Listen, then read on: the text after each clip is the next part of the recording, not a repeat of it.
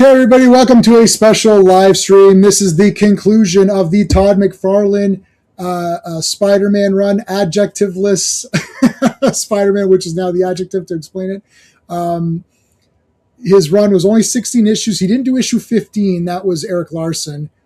So we've done the previous storylines. Now we're going to do Sabotage, which is the last story that Todd worked on, which was issue 16. It also coincides with X-Force.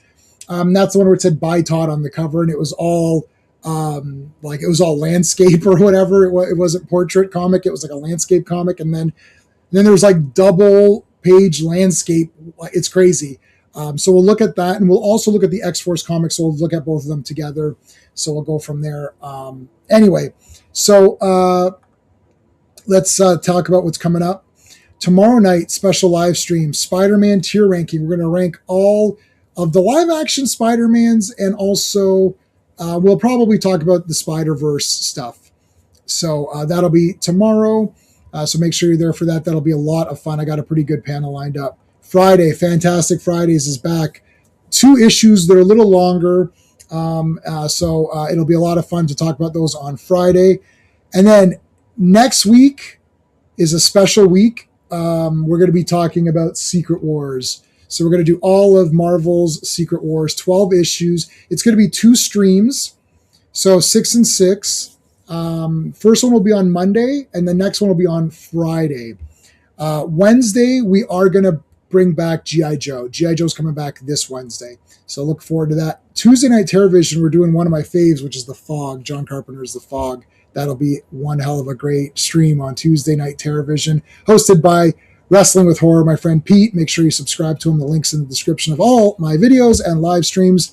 Big thank you to the Super Friends, the channel members. Guys, I've got a lot of great stuff on the Super Friends Drive. All of The Walking Dead is on there if you're a Super Friend, so grab that. I've also put Secret Wars on there, Omnibus, and I put Doom 2099, the Omnibus, because I got the hardcover of that. And it's actually pretty damn awesome in my opinion, so I've shared that with you guys as well. So check that out. We always thank our friend Clobber Times, so put a CT in the chat if you remember him to honor his memory. And that is that. All right, let's bring in my co-hosts here. Oh, my mouse is being weird again. Why does this do this every time? Hold on a second. I got to plug it in. It's just going to be weird if I don't. 1 second. Okay, I think that's good now. Yeah, that feels better. Okay, I'll bring in our first co-host. You ever play roulette? Always bet on black. What's up? Hey, Steve. All right. I've got the Council of Steves today, so let's bring in our other.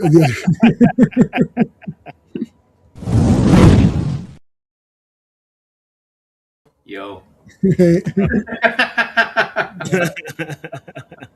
All right. Yo, Steve. I guess it should be right. Yeah, yo, Steve. Yeah. Yo, Steve. Yo. Quagnar's here. Think of what our names are. Yeah. Classic Comics is here. How's it going, dude? All right. So we got this is it's going to be it'll be aligned perfectly once we pass this cover. This is the Bye Todd, the famous last issue where he and I've got the panel at the end of this. I'll show you guys what it should have been, with Shatterstar's blade going through the eye.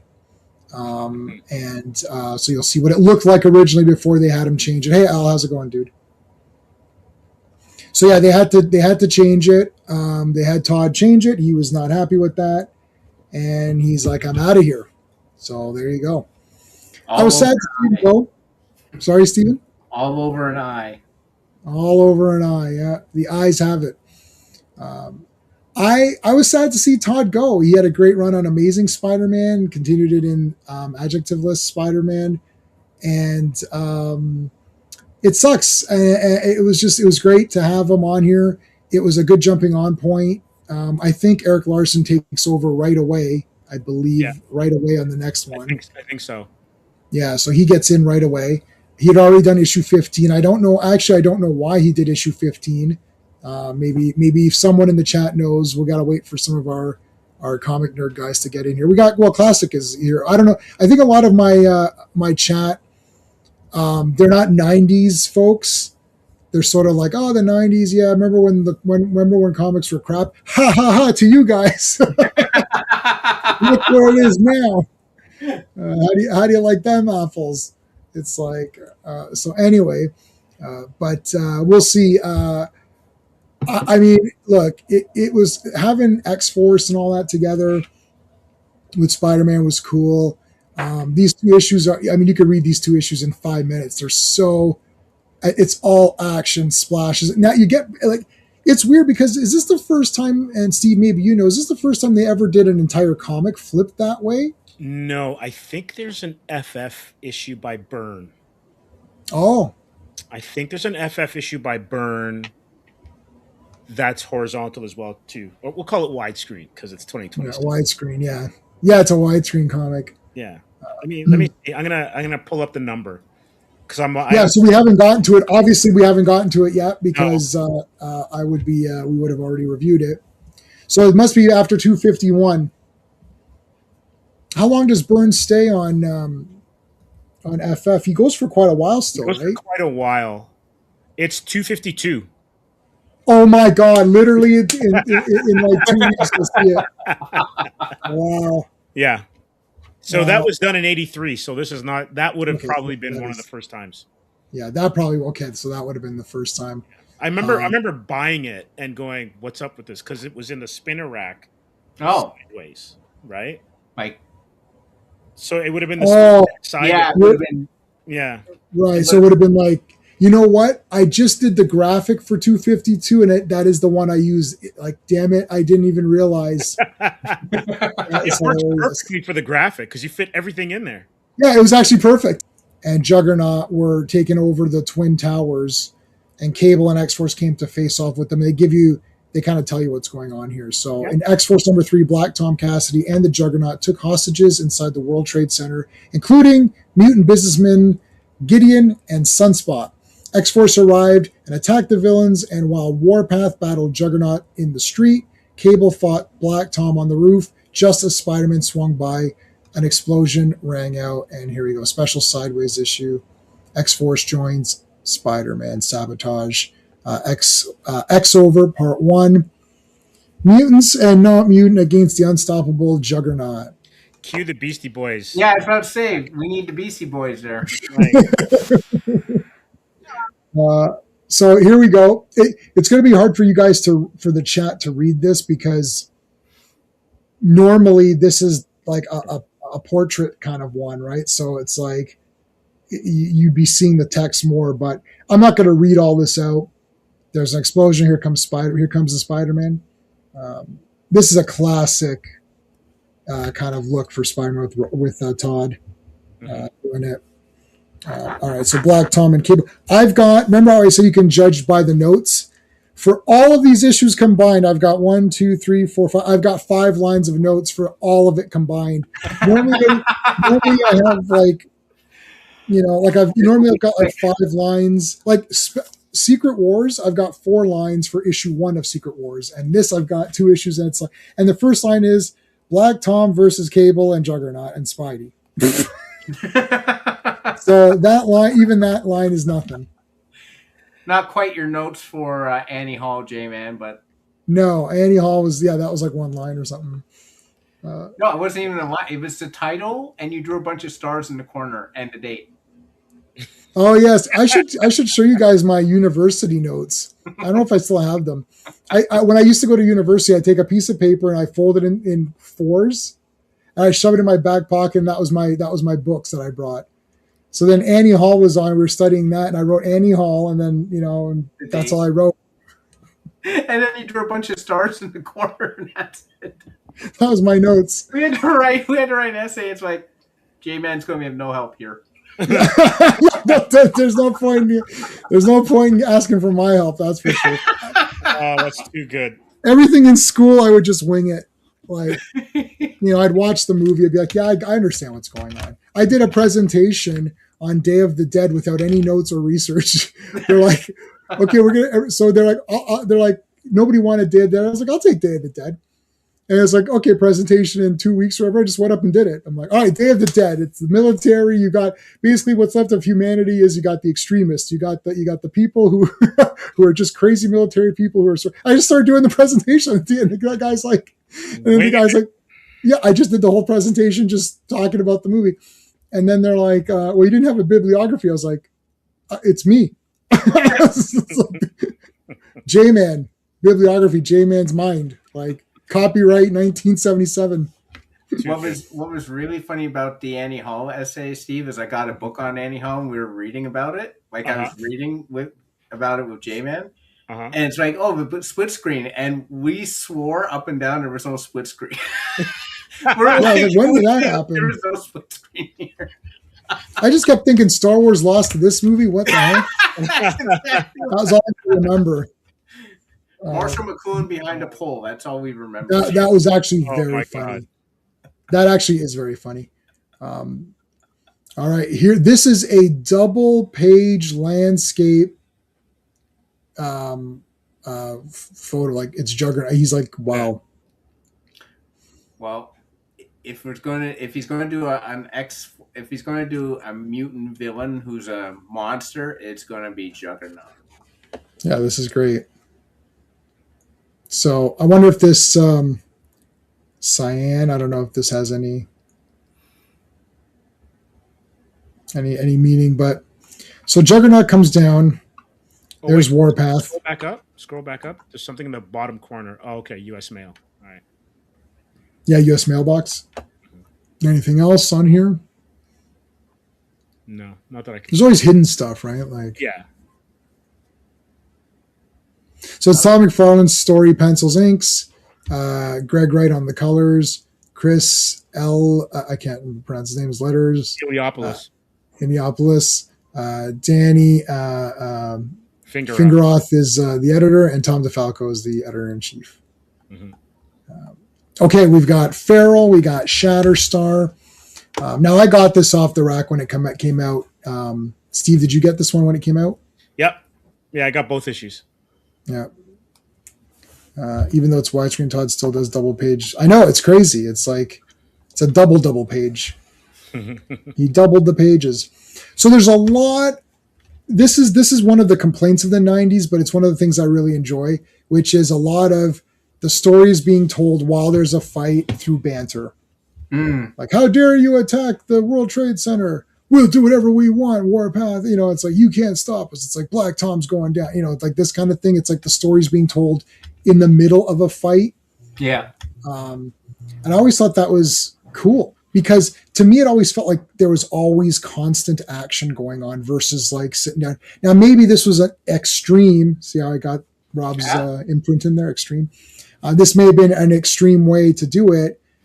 And there, obviously there's a better way where you can kind of balance it. But I feel like the modern comics after this overcorrected the shit out of it by now having guys walking around and talking for the entire thing.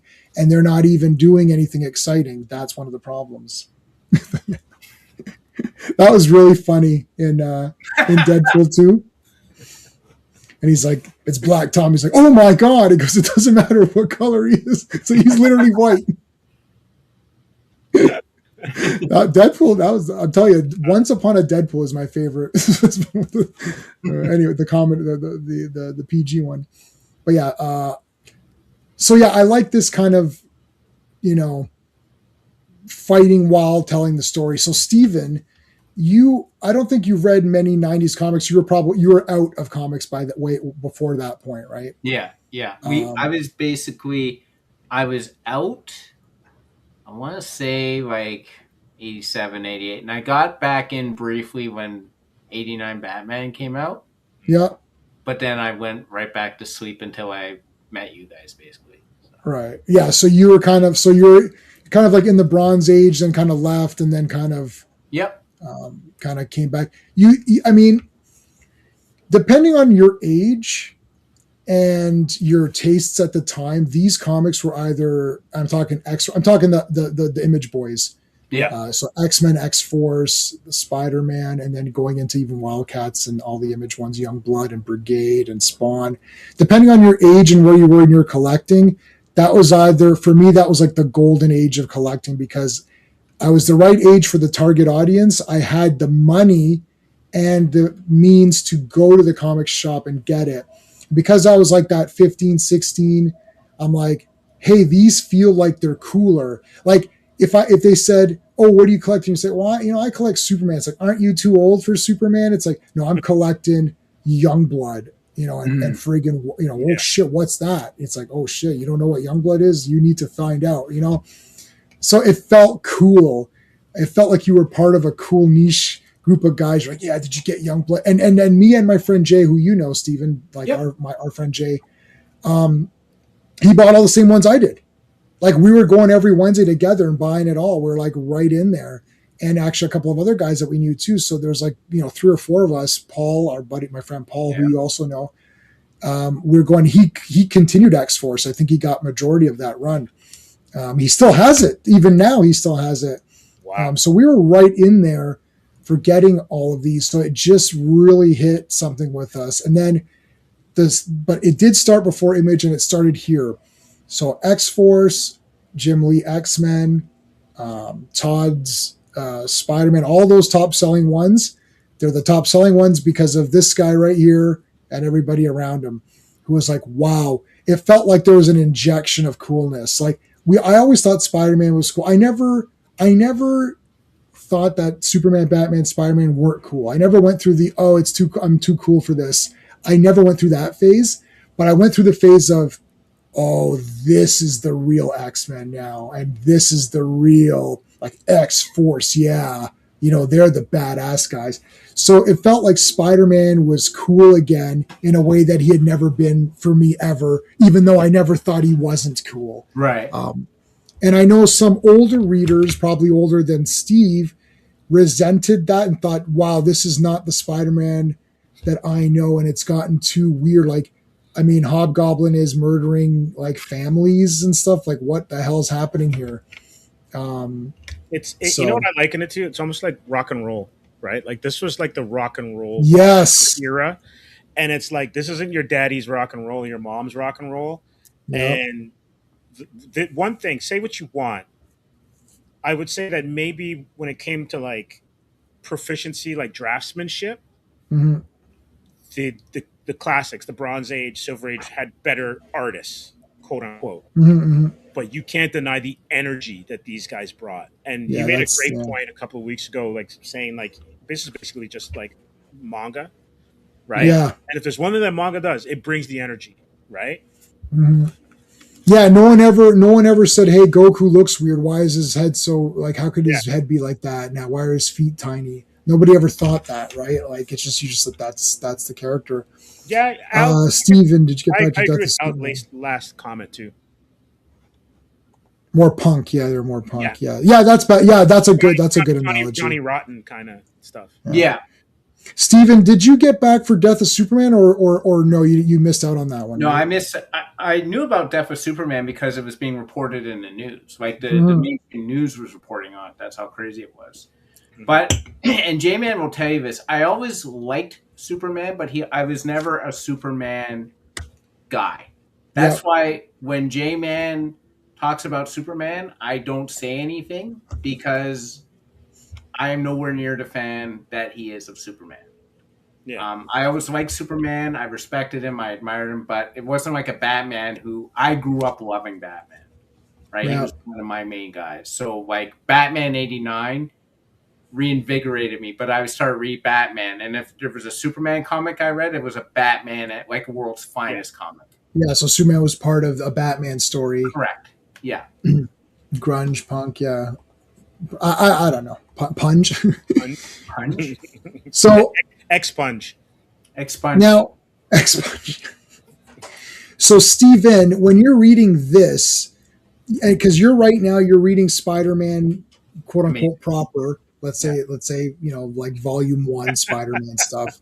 Yeah. And you're also reading, or no, you finished Hulk, I think. I finished volume 1 of Hulk. Volume 1 of Hulk.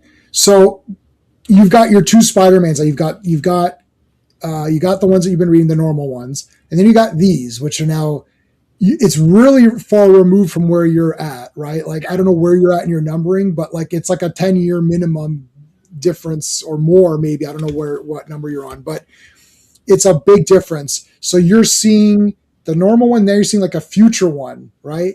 And does this comic be like, whoa, like this is a bit different than what I'm used to in storytelling, or are you like, you know what, or did you just fall into this and be like, yeah, this is interesting? I just fall into anytime there's an X-Force or an X-Men thing, because I'm reading Executioner's Song as well.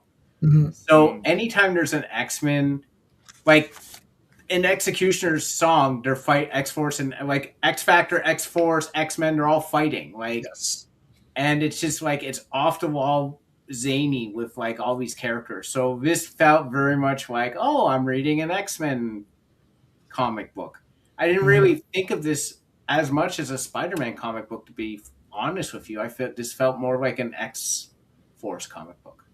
It pretty much is. Yeah. I mean, this is Rob Liefeld. Yep.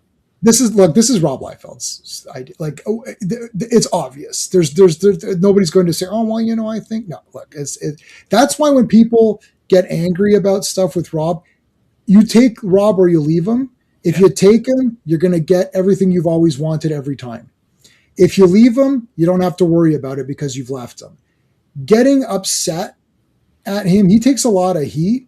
Todd doesn't take as much heat because Todd has moved on to toys. Like, he moved on to toys like 20 years ago or whatever it was, right?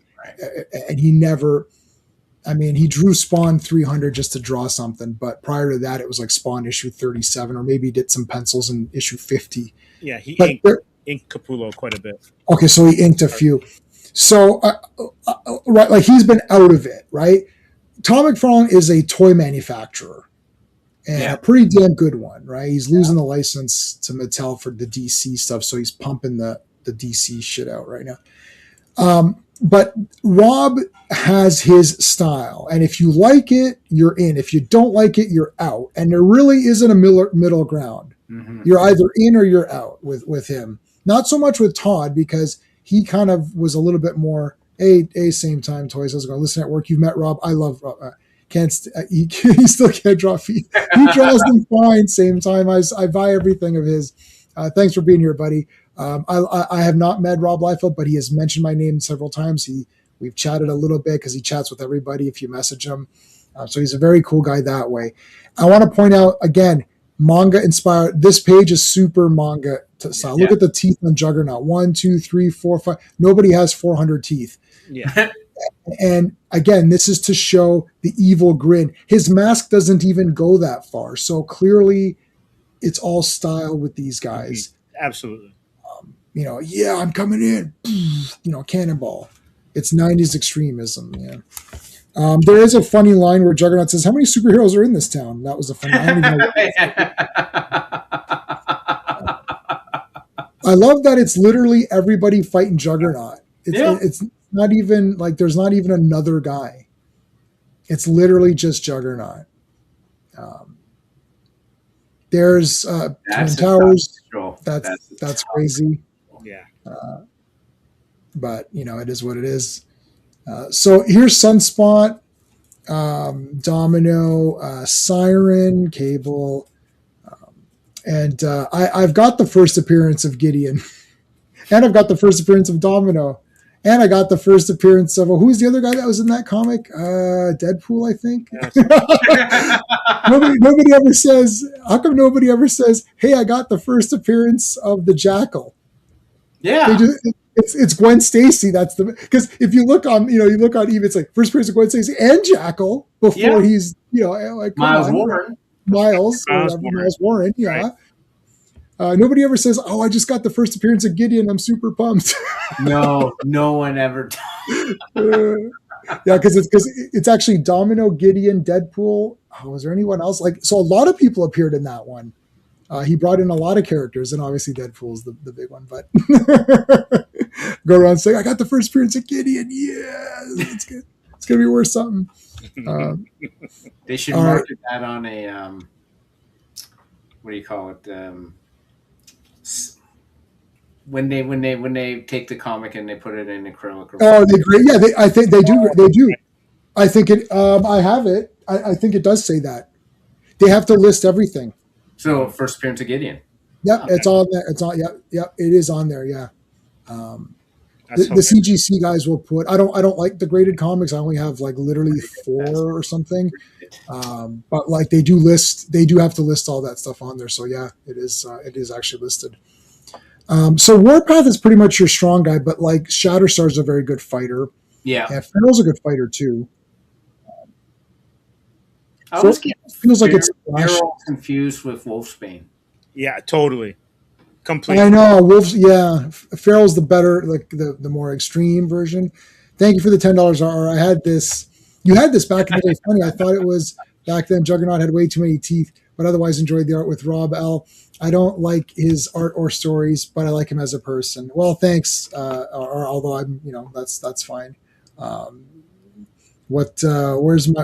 don't have any Spider-Man things, but haven't used, what do we haven't used for a while? RR doesn't care as much about having the ScarJo stuff, so I'll give him some of the other. I'll give him the V8. And how about we haven't used Sybil Danning in a while? Woo!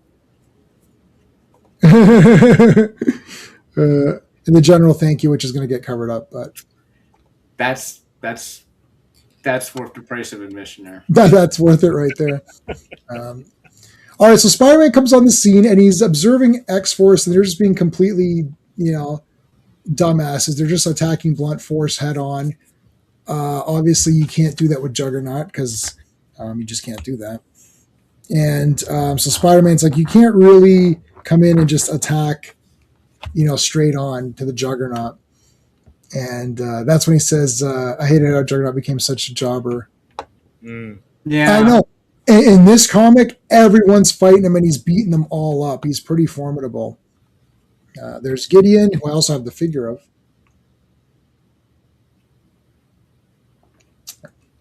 And there's Sunspot. Siren is basically Banshee. Yeah. It's like his cousin or something, or niece, or what is it? What the hell is Siren? Is it his niece? There's his daughter. Oh, is it his daughter? I don't know. Let me check. I'm not. My X-Men thing is. Yeah, that's great. Yeah. These 2 pages are black. I don't know why they went with the black here. Maybe because to show it's a different Banshees location. are dead. Banshees are dead. Okay, so it's the daughter. I always liked this Cable outfit. This isn't the normal Cable one. This is the armored up Cable, which I did think was very cool. Classic also thought it was the niece. So I'm glad I wasn't the only one who kind of thought that for whatever reason. I don't know why I thought that. And I like Banshee, but apparently I don't like him that much because I didn't know shit. He's got 15 illegitimate kids. I don't know. Now, this was smart. He's like, look, you can't fight Juggernaut head on. You can only slow him down. So he webs him in the face and yanks him, which is absolutely fantastic. Hey, Corey, how's it going? Howdy, Spider friends. Yes, hello. Howdy. How does Rogue absorb Juggy's powers? They're magic, and he has a force field. It makes 0 sense. Did he? That didn't happen. That doesn't happen in this. Did that happen in something else? Makes 0 sense. Claremont had a stretch where Rogue was an MVP of every story, which is why I stopped reading X-Men. Well, I do like Rogue. I'm not going to lie, but that is weird. His powers are magic, and he actually says that. I think he says that in this. He might say that in this issue. Oh no! You know what? I've been watching the X-Men, not 97. Although I'm going to go back to 97. I've been watching the old X-Men cartoon, like animated, and in that one, she does try to steal the powers, but it doesn't work because he's magic, right? Hey, Admiral Teague, what's going on, dude? Why is Cable just like Strife? Because he is Strife, or not yet. I mean, is that an actual spoiler for people? That might be. Steven's reading Executioner's song, so that is a spoiler for me. Yes. Oh, sorry, man. Oh no! Oh no! Really? Oh man! I did not know he was Stripe. So that's crazy. They're clones of each other. They're the same. Yeah, that makes sense. So. Well, okay. So let's face. Okay, so Steven, in my defense of that, yeah. would Cable have really assassinated Professor X? No, you knew something was up, but I didn't know how Strife like mixed in with that. Like, yeah. Oh well. It doesn't matter. It doesn't matter. No. It's all action anyways. It's like you find out pretty fast. So it's not that big, but it was pretty shocking at the time when we were reading Executioner Song, because all my friends were getting it week to week, and I've got all my original copies, and we're like, oh shit. It's like, what? Yeah, but the first issue is Cable tries to assassinate Professor X, and you're like, it's crazy. Yeah. No, that was crazy. We were talking about it at school. We're like, holy shit, what the hell? What's going on with Cable, man? Jean's body jumping doesn't explain how she transported physical objects across town. Well, she can. Wait, did she do that? I don't remember any. Tomorrow we'll do the tier ranking. It's all spoiled for everybody, so everybody knows whether you've seen the movie or not. We'll discuss that maybe more in depth tomorrow. I've got my buddy Blake is coming on. He's watched it a second time, so maybe he can. Okay. I don't think she did any of that. She got her powers after, but I love McFarlane's work.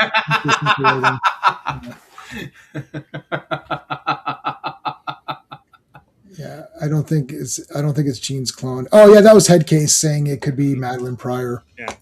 Oh, that would have been that. They could still do that. They could pull a Saw. Hey, yeah. So the black pages are the ones where Cable's at the towers, and the white pages are the ones on the streets. Oh. I don't think I've ever seen that in any comic where the border. Wow, the page color represents the location. Hold on a second. Yeah, look. This is all at the towers. Yeah. Wow, that's great. Let's see. That's a good spot. Yeah, look at this.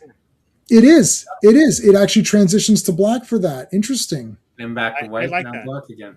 Yeah, that's actually very cool. That's a good storytelling device. 30-year-old spoiler. Nobody talks about Executioner Song, so it's legit.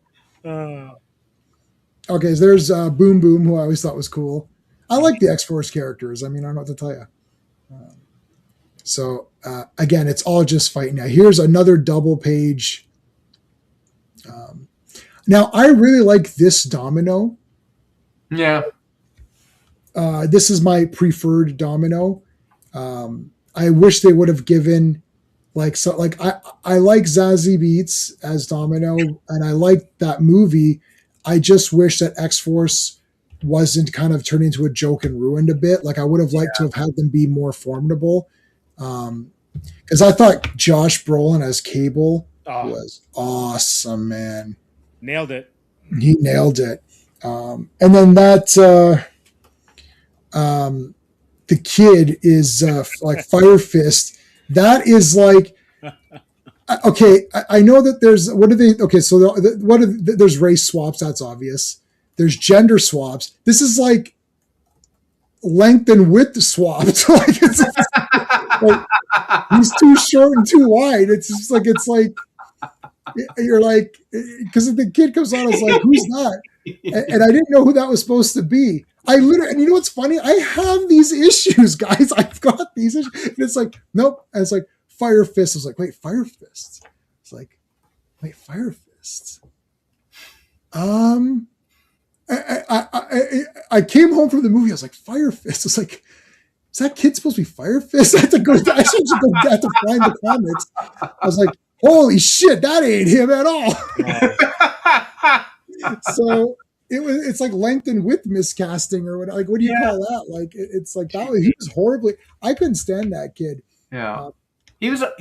It was better the second time because I knew how to expect it, so it didn't bother me as much. Yeah, I thought it was better. I thought he was better the second time.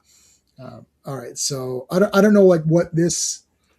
I love this like unreasonable armor. like, if someone surprises him and he's like, "What?" He'll stab himself. Like that stupid. What's that guy's Kylo Ren? Kylo Ren. His lightsaber. Yes. His lightsaber has energy coming this way. Mm-hmm. Yeah. So if he goes like this, done. He just cut his wrist. Why not? Sometimes you can over-design stuff, guys. But Domino looks great. I don't know what these wires are for, but it's awesome. Okay, here it is, guys. So take note. This is the panel. At the end of the next issue, I will show you what the panel was supposed to look like. You can kind of be able to see.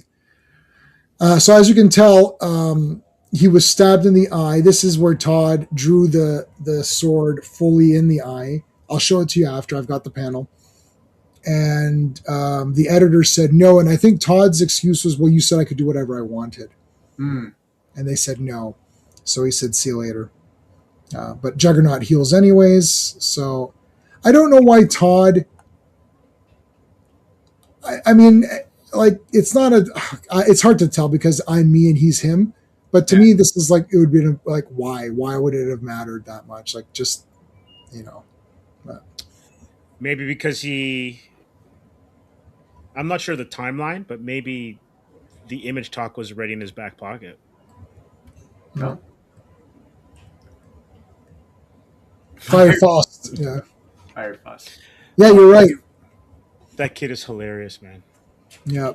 Yeah. But he's the fake Fire Fist. I'm sorry. That's a fake Fire Fist alert. Be warned. Juggernaut. Like, look at him. He looks absolutely off the wall insane. He's insane. Like, he's laughing. So I've never seen Juggernaut laugh like that before. Yeah, he doesn't care. All right, another double to end it off. I've got a figure. Oh, no, I don't have Feral, but I have every other figure. Yeah, I've got everybody on this page. I can recreate this in action figures. I don't have Feral, though, but I've got everybody else. I have Boom Boom. Boom, boom, boom. Let's go back to my okay. X-Force number 4. Oh, yeah, look at that. Sideways again. That's right. I've got Domino, but I don't have Feral, so I can't recreate that cover. Now, this is X. So that was it for Todd. That was the last one. So this is Rob Liefeld's art. And Steve, you're saying that, like, you think that Todd kind of adjusted a little bit to make himself a little bit more Rob Liefeld-ish in his... Do you think that after going through it in detail like this? I would say so. It's kind of funny, but in some ways, that last issue, there are some panels in there where that's Todd's best work on the title. Like, you could just see him getting better in terms of all the stuff that he was bringing, like his rendering, his figure work. It's good.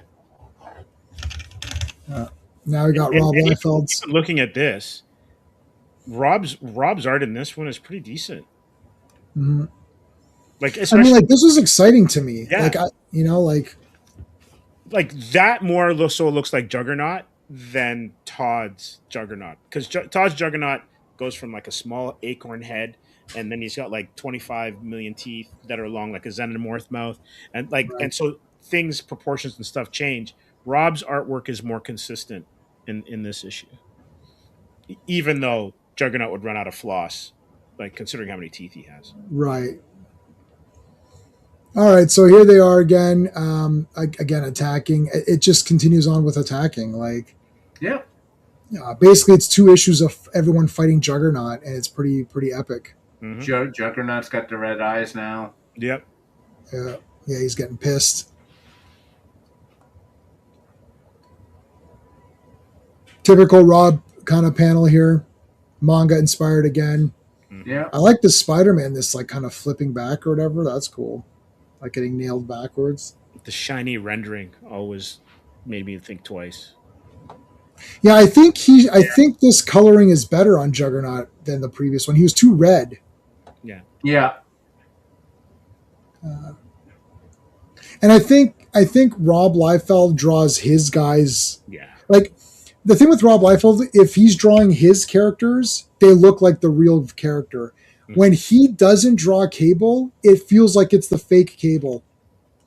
It's not like that with other... I don't know what it is about Rob's style. Like, for example, Spider-Man, I like many versions of Spider-Man, right? Like, if Todd draws them, great. If it's Romita, great. If it's even Ditko. It's like, okay, like maybe it's just Spider-Man's design. I like Eric Larson's Spider-Man too. But Cable, if anyone but Rob draws Cable or Deadpool, it feels like that's the fake version. Like I don't know what it is. It's like it's not really Cable. Do you think Kirby's Thing is kind of in that category? Yes, too? I agree. Kirby is anyone. I mean, the Thing. Kirby, like Fantastic Four, man. I like the John Byrne stuff, but I like Adventurer Reed, where he's like a bit muscular and I don't know. It's just that looks like the real Reed Richards to me. The Reed Richards we're having right now looks weird. Yeah, I know it looks more scientific, but so here's the thing: if you take a look at Byrne's work post X-Men, he started to draw people skinnier as his career went on. So his Spider-Man was a robust Spider-Man in the Marvel team-up days, like late 70s. Just look at the issue where he teams up with Red Sonja, or he and Luke Cage save people from a fire at a disco. His Spider-Man had some heft to him, and then it's almost because he was, and I'm wondering if this is the case, although it's not the same with FF. He went back to almost like a year one type kind of thing, where everything was an homage to either Ditko or Kirby or whatever, but he started drawing his characters skinnier. And that happened for sure with Reed. Yeah. I like kind of like muscle Reed or whatever. Hey Havoc. Love this 3-part comic. It was X4. Yes, X-Force Spider-Man, yeah. So we've done we're on the second part of the X-Force one now. Banshee joins X-Force, yes. Steven, you're still with us? Just cameras off, right? Yeah, I'm still with you. I'm just recreating the Batman. All right. Yes. Did you solve the mystery yet, Batman? No, I didn't. I got to go knock on a few more doors. Excuse me, ma'am. Can I borrow some milk? Aren't you Batman? It's like, no, I'm not. Now, sometimes the art it runs away with itself. I can't tell what in the hell's happening here. Anatomy wise, yeah. Yeah, anatomy wise. It looked like those knees and thighs are. Yeah, like I understand that the knees are coming out. I feel like maybe they should be sharper out more. Like it looks like he's got like either boobs or something going. I don't know what's happening. This is weird. Now this is fine. Him throwing them or whatever is better. But like even the swords don't make any sense compared, like when you figure out how he's holding them, right? Yeah, the sword should be going this way. Yeah, but like it should be like that position. But here's the thing. That's the thing about the 90s. There's so much going on and stuff. There's so much rendering. The background has all these graphical kind of things in it for speed lines or focus lines or whatever. Yeah. That if you can execute it, it comes out looking okay. But like in a more slow, quote unquote boring artist, then it just doesn't work. Yeah, and then this panel's a mess. Like, what is happening here? It's like, okay, so he's jumping and stabbing and slashing. It like this, like he looks good, and I understand sort of what's going on here, but like, yeah, the swords are all weird and wrong. It's just like some of these. Up until now, it was fine. Okay, but now he lands. Now he's back to normal. This is great. Juggernaut like getting pissed off here. Yeah. There's Cable. See, this is like the real Cable. Yeah, like I don't know, just something with his face and everything. Yeah, the rendering and everything. They can change shape too. Yeah, but he is holding them off. Like it's just weird. Rob Liefeld is the Michael Bay of comic books. Yeah, that's right. I just picked up the 5-pack of Michael Bay 4K Transformers, and I put away all my Blu-rays now. I've got it in a nice slim case. I started watching part 3 and realized how utterly preposterously stupid it was. So I put it on mute. And they've got Carly in there, who's that blonde chick who wears only miniskirts and high heels, yet she's super intelligent. It's like, That's not how it works. That character doesn't exist in the real world, because if someone was that intelligent, they could still have a good body and look good and be intelligent, but they wouldn't be flaunting it the way that she is. Right? Like, it's like she's flaunting it because she has nothing to offer, but then she does have something to offer. She's a contradiction. No, she's fake. Anyways, there he is with the, like, look at the armor here. Oh my goodness, it's like so. Look at his legs. Yeah, it's quasi Robotech-y kind of mech armor. It's like a mech armor. Well, he likes his manga. Mm-hmm. All right. There's Black Tom. Yeah. Black Tom. Now, he didn't follow the black page thing. No. He did not. Because his all have white. Yeah, like Felicity. You're exactly right. She was super nerdy in the beginning. Yeah. She was still good looking, but like she was like obviously nerdy and kind of whatever. And then later on, she's wearing all these like, you know, tight skirts and stuff. It's like, well, okay. And then they have to have Supergirl in pants because they don't want to exploit. It's like everybody else in that show and the CW shows are in tight miniskirts. So it's like, well, Supergirl shouldn't be like that. Well, she's like that when she's not Supergirl. So, yeah. Like, I mean, I don't get it. It's so weird. I know. It's like, it was the costume for like 6 seasons. It's fine. Like, just leave it. Anyway. So he thinks he's killed Black Tom here. He shoots him.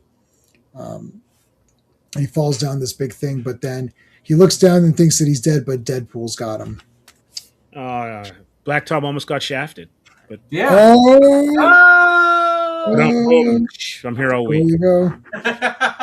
Tolliver, my boss Tolliver wants to see you. And stop bleeding on me. Stop bleeding on me. All right. Meanwhile, Juggernaut now has become full black shadow with red eyes and teeth only. Yep.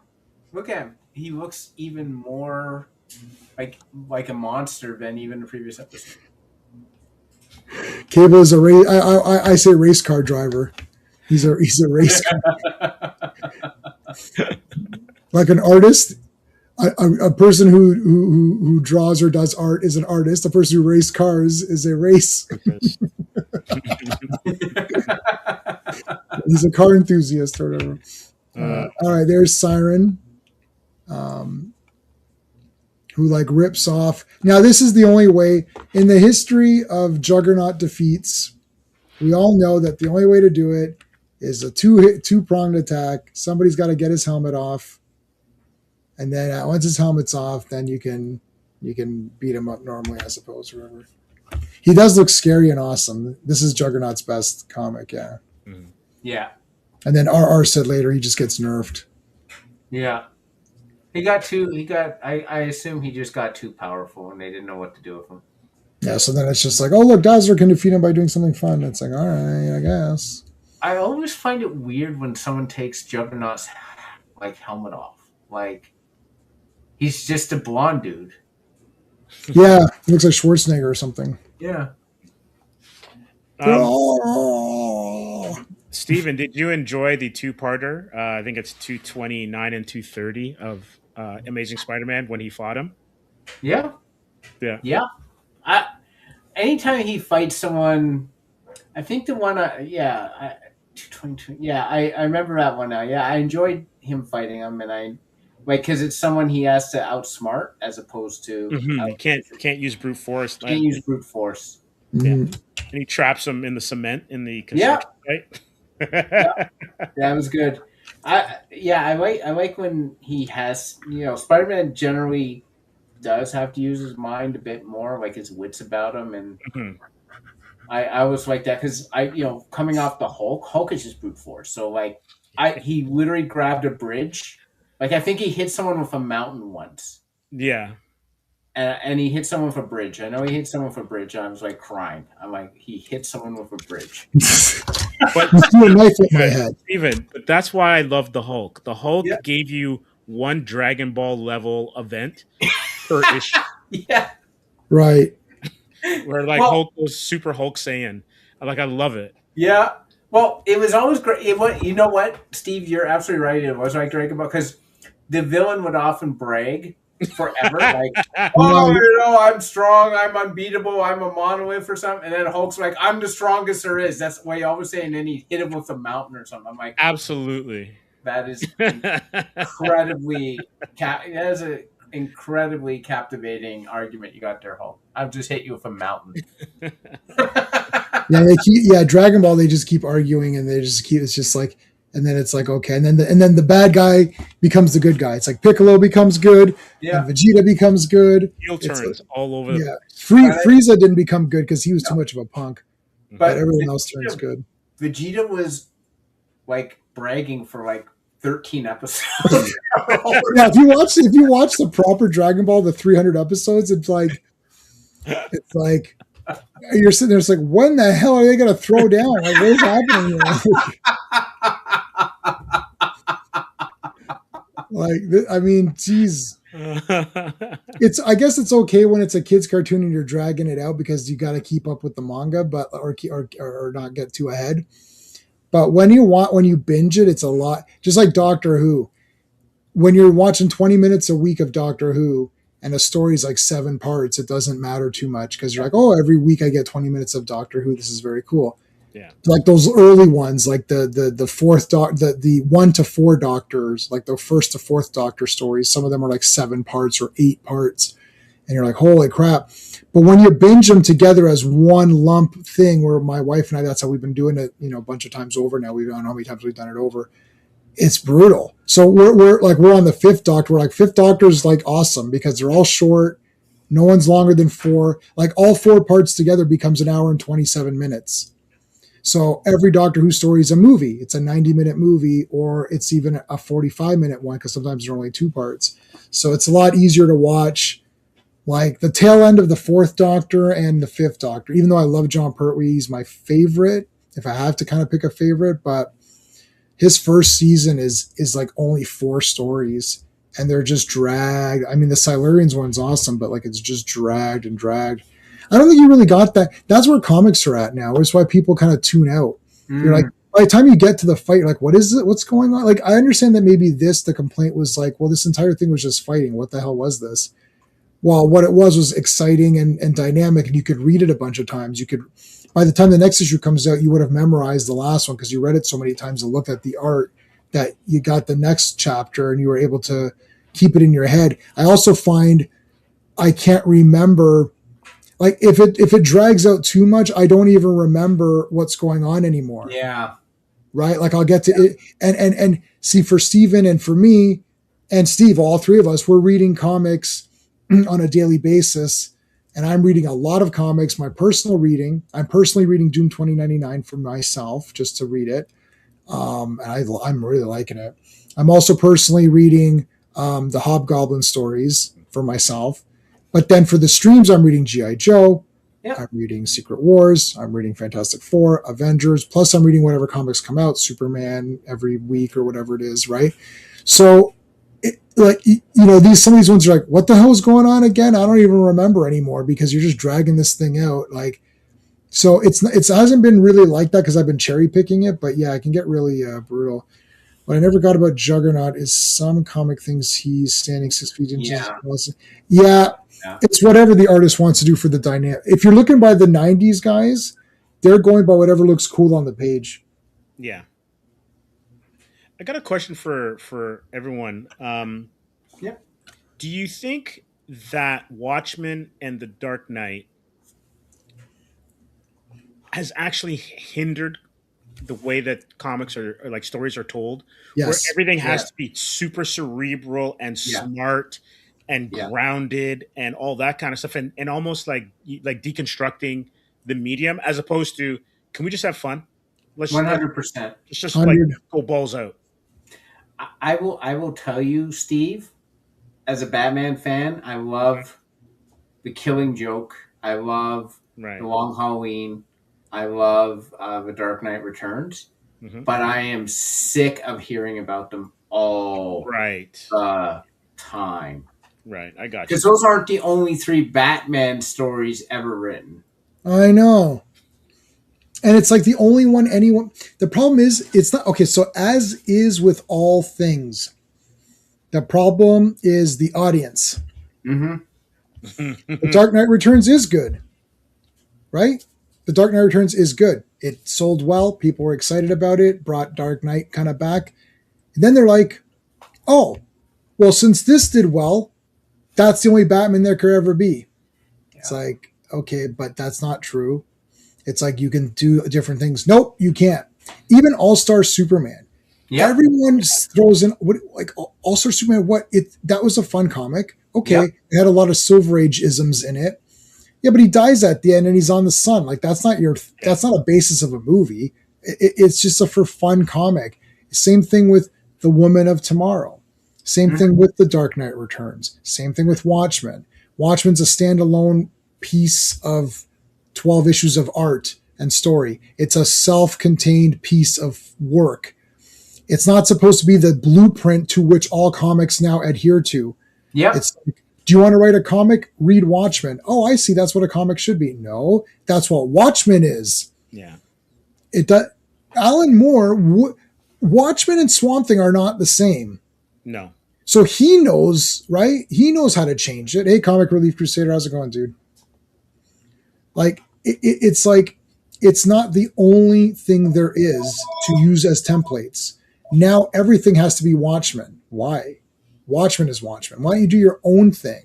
Hey, Mark D with a C. Mark, what's going on? You're never here early like this. Yeah. Dark Knight was too influential. I love it too. I have every version of it, blah, blah, blah. And I like The Dark Knight Strikes Again. I'm the only one. Yay. I don't care. I'll be alone.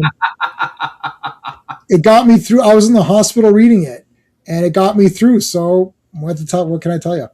The Dark Knight Returns improperly influences people. Yeah. Like, yeah. You're supposed to be excited about the character and like figure out something to make it cool.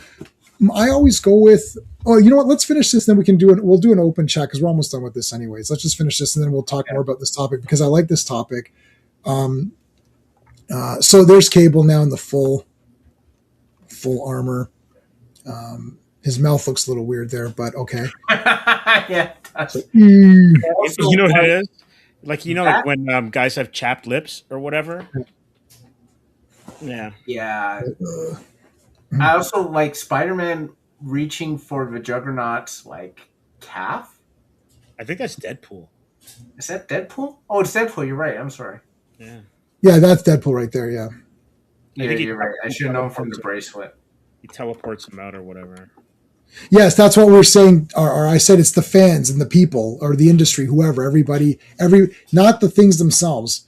Mm-hmm. It's like when Hollywood makes one, really cool, volcano movie, and then there's going to be 15 volcano movies, right? Like now there's going to be 4 million obsession type movies, relationships, and the guy goes crazy, the girl goes crazy. There'll be one where the guy gets wished, like I want the next whatever. Yeah, there's going to be like a ton of those now, but we'll get to it in a second. So there's George Washington Bridge, which that actually is that guy's name, G.W. Bridge. Yeah, I have the figure of him too. I do have this figure. So I love that his name is George Washington Bridge. I think that's that's literally his name. Yeah. Yeah. Deep Impact, Armageddon. Both those movies sucked, I think. Maybe Deep Impact was a bit different for different reasons. Deep Impact was boring. Armageddon was like insane. Atrocious. Insane. Yeah. I hated that movie. That's it. Spider-Man's alone and they all take off on him. They body slide out. Body slide. All right. I want to show you guys. There's the collector's issue, which I had that one. I had this bagged one. I had this one, of course. Did anyone get the gold one? This is second printing. I got all of them. And I think whatever ones were in the bags are still in the bags for me. Okay. Yeah. All right, so let's get to that. I want to show you guys the panel. This is a good set that's on here. Here it is. There you go. Oh. Yeah. That's it. So that was the deal breaker. That was the deal breaker right there. And I wonder, this is just speculation, how much hand-wringing there was along his entire run? Like, what were some of those because it's like this seems to be like a big leap. Like, you couldn't let me draw this. I'm out. So you think of like the stuff happening to the kids in the Wendigo story, right? Yeah. Right. Little kids are they're nude and eaten, and limbs are torn off and buried. Right. So what kind of back and forth was going on in the editorial phase of those stories, and then when they got pages in? So this must have been building, and this is just a crescendo. I don't have any intel on it, but I'm just thinking about like human nature and whatnot. This one thing, unless it's like I'm looking for the excuse for the breakup, because we're all that is what it is. We're thinking of Image anyway, like, because obviously it didn't come together that quickly, right? They must have been talking about this for a while, and then he's like, "Oh, I'm out." Yeah, Todd used this as an excuse to get out. And he's like, "Yeah, I'm done. I don't need this anymore." And also, the other thing is Marvel's weird. Well, I want to mention something about the Ghost Rider thing momentarily that I watched, because I listened to Rob Liefeld's podcast. I listened to all of them, and he tells all the insider stuff. And basically, like, he's like, so what's the guy's name who did Danny Ketch? Hold on, Danny Ketch. Mark Teixeira? No, hold on, Ghost Rider. It's I'll tell you the guy's name. I'll tell you it's the writer. It's Mackey, right? Howard Mackey? Howard Mackey. So Howard Mackey is in the building while Ryan Gosling is getting announced as So Rob Liefeld was there, and he's like, Mackey is literally there. They did not invite him. They did not invite him to that thing. Wow. And so this isn't, well, you got to fly the guy out, and you got to get hotels. And he was already there, sitting there. No one said shit to him. And then he's like, well, it would have been nice, like, to be, like, asked. They're using the font of Dan. Look, we'll break this down for just a second. Then we're going to go back to the Hollywood thing. Johnny Blaze. Okay, look. Okay. Ghost Rider looks awesome. He's cool. Johnny Blaze is cool. Yep. Guess what? I didn't know shit about this. Like, that is not in my time. That's my era. Johnny Blaze. Right, that's your era. And he had some decent issues, and he had a good run. Dan Ketch comes in. Everybody on the planet goes, whoa, who's this guy? Holy shit, what the hell? Then he appears in 2 issues of Todd's comic. Right back in Spider-Man again, like a few issues after that. He's in X-Men. He's in Wolverine. He's with Punisher. He's with Spidey. And Teixeira was killing the art on those books. Yeah. Now this is the very first. The very okay. So that's I wasn't collecting that Ghost Rider series. I had a few here and there, Midnight Suns, which was later, but whatever. That Ghost Rider appeared everywhere. Johnny Blaze came back as himself, as like just sort of a cool biker guy with like the Hellfire gun. Yes. That Ghost Rider was everywhere. That font, that head, they redesigned the costume, which was everything. So Steven, I'll put this to Steven, because Steven is our not normie, but above normie, but below us, right? Yep. So you're like in between. You're above a normie, but you're not at this level. No. So everything that you know, Steven, about Ghost Rider is Dan Ketch. Except they just call him Johnny Blaze. It's like, no, everything that you know is Dan Ketch's stuff. I will be honest with you. All I know about Ghost Rider basically is an encyclopedia I bought and read. So I actually know I know about them equally because they're equally covered. Okay. So a generic, everything that the regular public sees about Ghost Rider, that iconography is really Dan Ketch. Like all that stuff is really his style, right? So now here's the thing. This movie is either going to just be straight up Dan Ketch or it's going to be Johnny Blaze using Dan Ketch's stories and characters and villains and whatnot. So the guy who wrote the goddamn thing is right there. Yeah. And they don't even, can't they say, hey, listen, what could have happened possibly? Howard, come over here for a second. Listen, we're doing an announcement. Oh, what's it? Can't tell you. We want to see the look on your face. We want to see the surprise. Be in Hall H, at 2 p.m., whatever it is. We got a surprise for you. Oh, okay. You're right. Guys, boom, the logo comes up. Whoosh, Ghost Rider. Oh, here comes Ryan Gosling. Yeah. Can't have the guy there. Are you kidding me right now? The guys, Rob's like, they didn't fly him out. Oh, we got to fly this fucking guy out and got to feed his ass. And they got to get rooms for him. And it's booked everywhere. And he can't get it. He got a hotel and all this shit. He's right there anyways. Yeah. Didn't bring him out. How do you like that shit? Yeah. Well, I'm not surprised, right? Because this is Marvel. Like, this is, they do not give a shit about the creators. I think I saw Mark D. say that. They don't get the respect, and they don't. Marvel doesn't look at the creators as something to celebrate. They look at it as something to exploit. They look at it as something to put a footnote to make the fans, all googly-eyed. At the end, they say thanks to the creators, blah, blah, blah.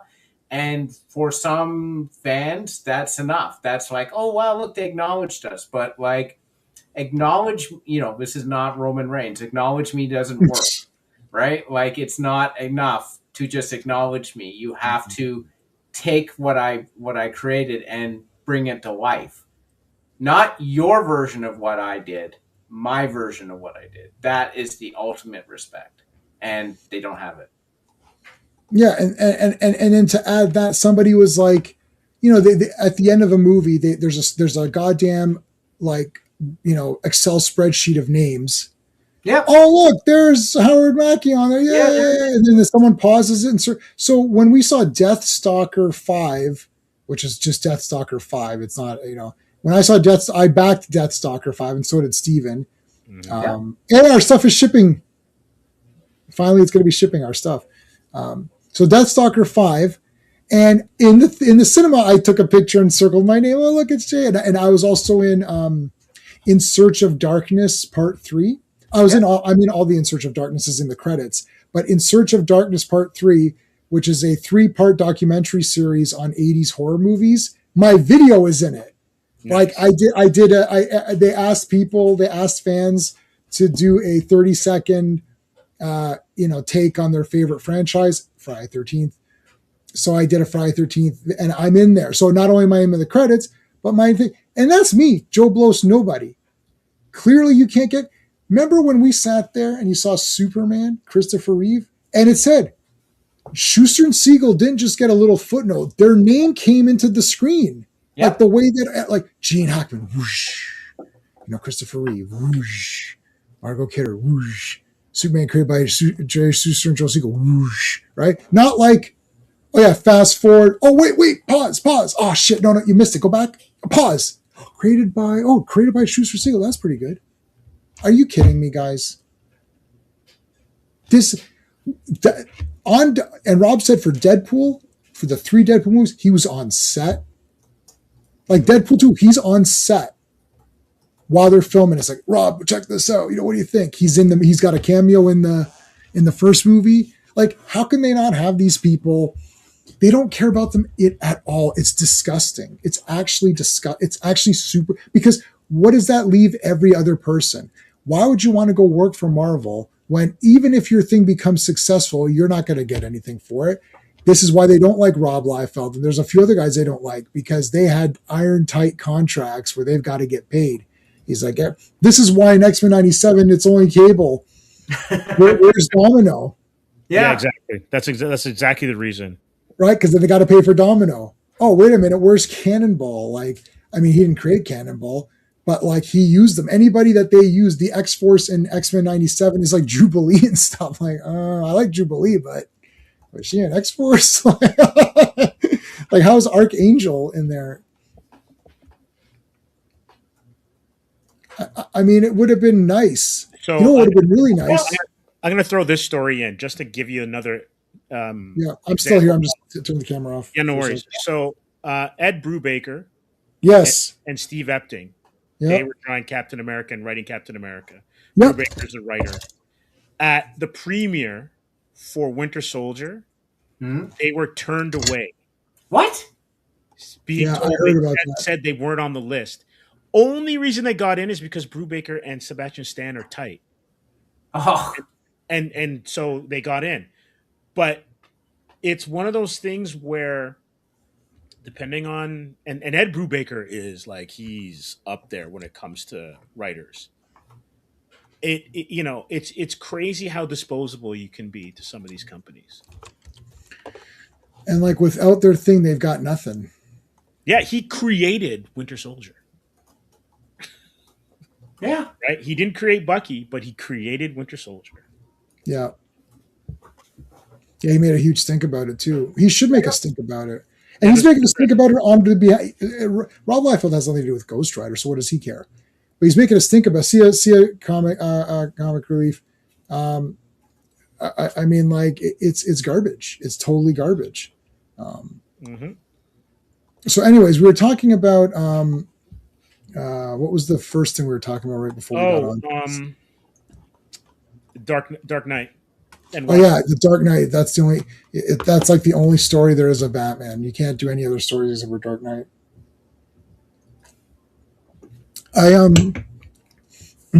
It's led to this like idea that everything needs to be sort of a long story that has some sort of big meaning at the end of it. Yep. Maybe the meaning at the end of it was like, wow, that was awesome. Like I watched Mortal Kombat 2 again. We've all seen Mortal Kombat 2? I haven't had a chance to yet. Okay. Well, I mean, there's no spoilers. You know what it is. Yeah. So like, I watched Mortal Kombat 2 again this week, and I loved it even more. Like it's pretty much a 10 out of 10. It's bloody awesome. Yep. And it's awesome.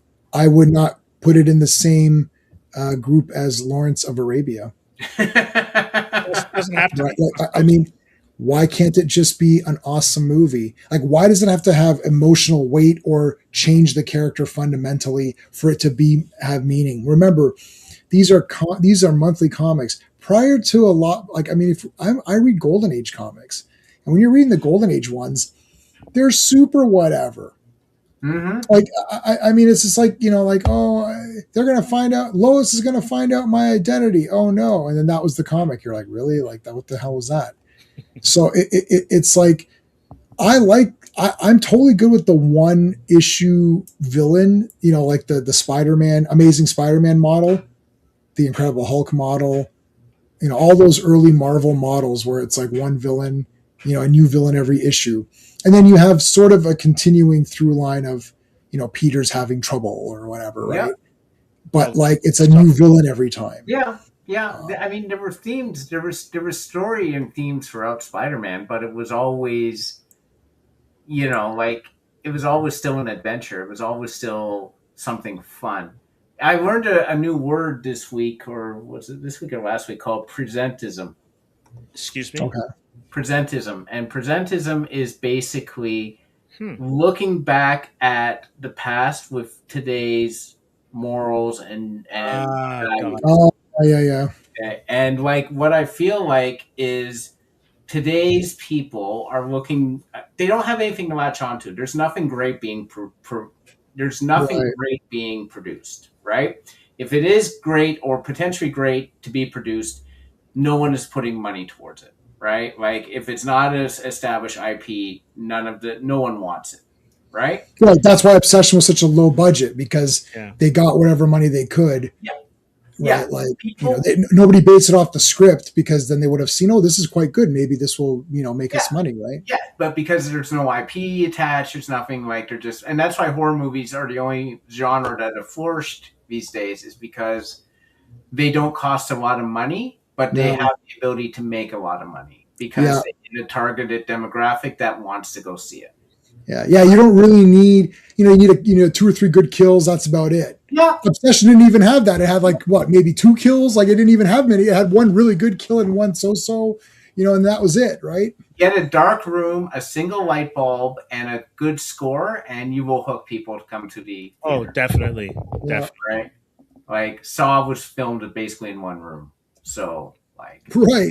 It's like the hospital, the bathroom, which is just a set. their house. Like, I mean, that was it, right? Like a couple of kill scenes, which were probably, again, just one little room. They're probably all in the same room. They just redecorated it. Yeah. Cube, the entire movie of Cube is 3 walls. 3 walls. Yeah. Have you ever seen Cube, Steve? No, but I do know about it. Oh, it's so awesome. Yeah. It's the entire movie is 3 walls, and all they did was recolor each. So it's like they would shoot, okay, then they shoot. I swear, it's if you see it, be like, oh yeah, the entire movie is 3 walls. Cool. Yeah, it's an awesome movie, though. It's an awesome movie, though. Yeah, but like, there's nothing to latch onto. So there's a dual movement place. The presentism is basically saying the past isn't as good as it used to be. Mm-hmm. Right? It's really overrated. And then they're taking mediocre stuff that wouldn't, see the light of day. Everyone would get bored with it back in the 80s and 90s. And they're saying, this is now what's good. This is now what you're hanging your hat on. Right. And the problem is, when we were all around, when great stuff was being produced, we know we're being sold a bill of goods, right? We're being sold something that isn't as good as we're being told. But everyone's insisting, and they're just saying, well, you don't know what you're talking about. Well, no, I was around when the great stuff was being produced. I do know what I'm talking about. I remember what it was like. And I'll add to that, to your thing too. We were in a time where the old time was not that hard to get. So I watch silent films. Yep. Yeah. Like when someone says to me, this is an old movie, I get this all the time, Steve, both you probably get this. Oh, there's, they did the joke in Avengers. Oh, that really old movie, Empire Strikes Back. So it's like the guy, he goes, oh, like people say, oh, it's an old movie. And they'll say something like, True Lies. I'm like, True Lies? That's not old. Like, what are you talking about? And then they're like, well, yeah, it's pretty old. And I said, we need to let me reset button for a second. I was like, I own and watch silent films. Yeah. When you say old, I'm thinking black and white. Yeah, me too. It's like, I'm like, so I don't like, it's like, and we could even go to really, when you say really old, I think silent. When you say old, I think black and white. Yeah. When you say modern, I think like 2000 and on. Yeah. Otherwise you say 50s, 60s, 70s, 80s, 90s, and then anything else is 2000 and on. Yeah. But there is also the recency bias. Some guy posted this thing saying, Yelena, Florence Pugh is the best Black Widow. The best live action Black Widow. First of all, there is only 2 people that are Black Widow. Yeah. Secondly, it's like, okay, she's the best Black Widow, and I said, and I responded saying, I was like, nope, she's not the best Black Widow. The next person, whoever that is that they cast for the next Black Widow, that's the best Black Widow of all time. That she's the GOAT. I said, forget about recency bias. I'm future-see bias. It's like, not only is Florence Pugh trash, Scarlett Johansson's trash, the next person's the GOAT. Whoever it is. It's like, stop saying stupid shit like this. Like, she's the best. What are you talking about? She's the best. First of all, there is no best Black Widow because there's only been 2 people. So there's no list to, Chadwick Boseman's the best Black Panther. There is only Chadwick Boseman. He's the only one that is Black Panther. There's another guy cast. I like that actor from, he was in Alien Romulus, I believe. Wait a second. You mean the guy they picked or the guy they were thinking? The guy that they picked for Black Panther. It's from The Long Walk. He's from Long Walk? I didn't see that, but he's from Alien Romulus. Yes, he's from Alien Romulus. And he was probably the best character, actually, in that movie. Mm-hmm. I liked Alien Romulus. Most people didn't like it, but he was very good. So I'm happy with that guy. Let's see what happens with the movie, though. One thing is, he conveys so much emotion in his eyes, and like his face is like supercharged with like emotion, whether it's good, bad, or whatever. And so it's going to be very interesting to see if Coogler is able to utilize that when his movies come out, and how much mask is he going to be having? I don't know. Right. I want to say, Tape. I own that movie. It's very good. And also, what was the other one you said? Oh, this one? No, I've never seen that. It's that creepy woman. I just looked it up. I've seen it. I haven't seen the movie, but I know what it is with she's got like the white face thing on. That looks actually this looks actually very. I'm gonna write that down. I'm gonna get that tonight. Face. It's pretty. Oh, I can share the screen. Hold on, 1 second. Here. Look at that. Oh yeah, I've seen this. Yeah, that looks yeah, awesome. That's a very. It's famous. Yeah, no, I know this movie. This is The Woman with No Face. Yeah, I know this movie. Yeah, Eyes Without a Face. Eyes Without a Face. Sorry, thank you. Eyes Without a Face. Yeah. Yeah, I know this one. Yeah, it's a super famous. Yeah, I know this one. Cool. So much so that this look has it been used for something else? Like it's Calendar Girl. Got it. Okay. Yeah, that's it. Eyes Without a Face. Yes, that's what it is. Yeah. Calendar Girl, maybe even a little bit of Madame Mask. Yeah, Madame Mask a bit. Yeah. I was thinking the same thing, but I didn't want to get the copyright strike. Yeah. You would have sung it so perfectly, Steve, that they would have confused your amazing and talented singing voice with Billy Idol for sure, guaranteed. So I'm glad that you didn't do that. Thank you. We appreciate that. The karaoke master. I liked Calendar Girl. I liked this episode. I thought it was very cool. You finished Simonson's Epic Collection. Oh yeah, I've got it right here, man. Honestly, you are so right. It was a pleasure picking up comics back then, because it's like not only did you get your an issue that was great, you were getting runs at the same time that were great. Mm-hmm. I'm on page 77.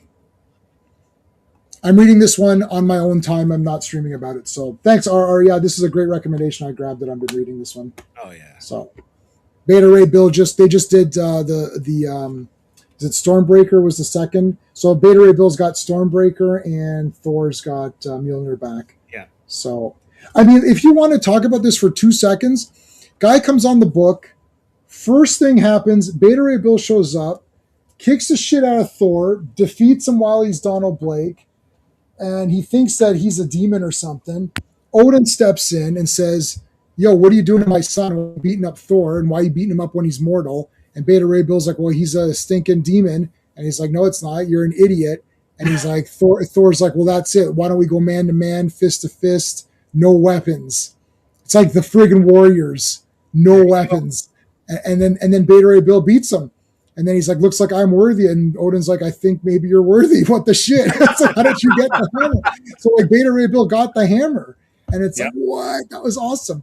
And then, so it's like that, the first issue, Beta Ray Bill beats up Thor and lifts up the Mjolnir at the end. And he's like, and then he gets the Thor powers. And that was awesome. Correctly, it was during a rainstorm too, right? Yeah. So it's like, he just becomes the thunder, like so good. So Beta Ray Bill, yeah, he shows up and beats the shit out of Thor and picks up the hammer and gets the Thor powers. That's the first, look, you're reading this, you're like, what in the hell just happened right now? Like, this is insane. And it's not a relaunch. It's not Thor Volume 2, number 1. It's, what the hell issue is it? Like 353 or something like that. 340, yeah, 353, 52. I still have it with me. Hold on. But the best thing about it too, 337. Yeah, 337. Yeah, 337. The thing about it too is that Beta Ray Bill comes in and becomes instantly cool, but does not detract from Thor's coolness. Yeah. Oh yeah. Well, he beat him when he was Donald Blake. Like Thor got turned back. And then he knocked him out, and he's like, "Oh!" And actually, Beta Ray Bill's like, "Why the guy changed form to like a smaller form? That was weird." Yeah. And then he just knocks him out, so he didn't really technically win. And then also, in superhero fashion, he wins the fair fight because Thor almost doesn't want to kill him, or they almost don't want to kill each other. So like Beta Ray Bill kind of just accidentally wins, sort of. But it proves that he's worthy. But he picked up the hammer in the first issue he appeared in. That's basic. And then the next issues, they're teaming up and going on adventures. Like, this is the great thing. This is what we were talking about the other night with Black Panther and the Marvel movies. It's like they start to lose focus of what these characters are good. Captain Marvel, whether it's the girl or whether it's Marvel or Monica, it's got to be action, excitement, science fiction, fantasy. Where's the cool shit? Like, where's the part in Captain Marvel where like, hell yeah, like Endgame? He gets when even when he goes, get this man, a shield is pumped up. That's a great line. Like as soon as they break through the barriers at Wakanda, they're like, let's go, and they're like coming. And then when Thor dropped down, brought the thunder, that was like, okay. So now tell me the moments in Eternals and in Captain Marvel and in Black Panther 1 or 2 even, and any of those later ones. Whether you like them or not, where were those hell yeah moments? We're like, shit, that was badass, right? Yeah, even in Endgame, when you hear "On Your Left," there's certain callbacks and certain things where you're like, oh yeah, and that's kind of like think about wrestling, which is kind of capturing. Right. It captures like the emotion of these kind of tales. I can only talk about Hulkster because like that was when I was go for it. Yeah. But when he used to be getting his ass kicked, and then all of a sudden he'd start doing he'd be pulsating. Yeah. Right. And he'd take another shot to the head and he'd pulsate and then stand up. Yeah. As a kid, you're losing your mind. Yeah. And that's what these tales have to have. If they don't have those stakes, then you've lost. You've lost your opportunity. You fumbled the bag. Yeah, it's a movie.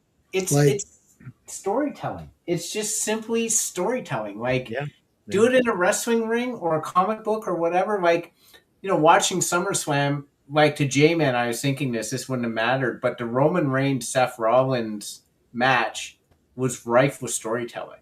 Oh, it was crazy, right? Like like those two guys put on a masterclass to how to tell a story in the ring.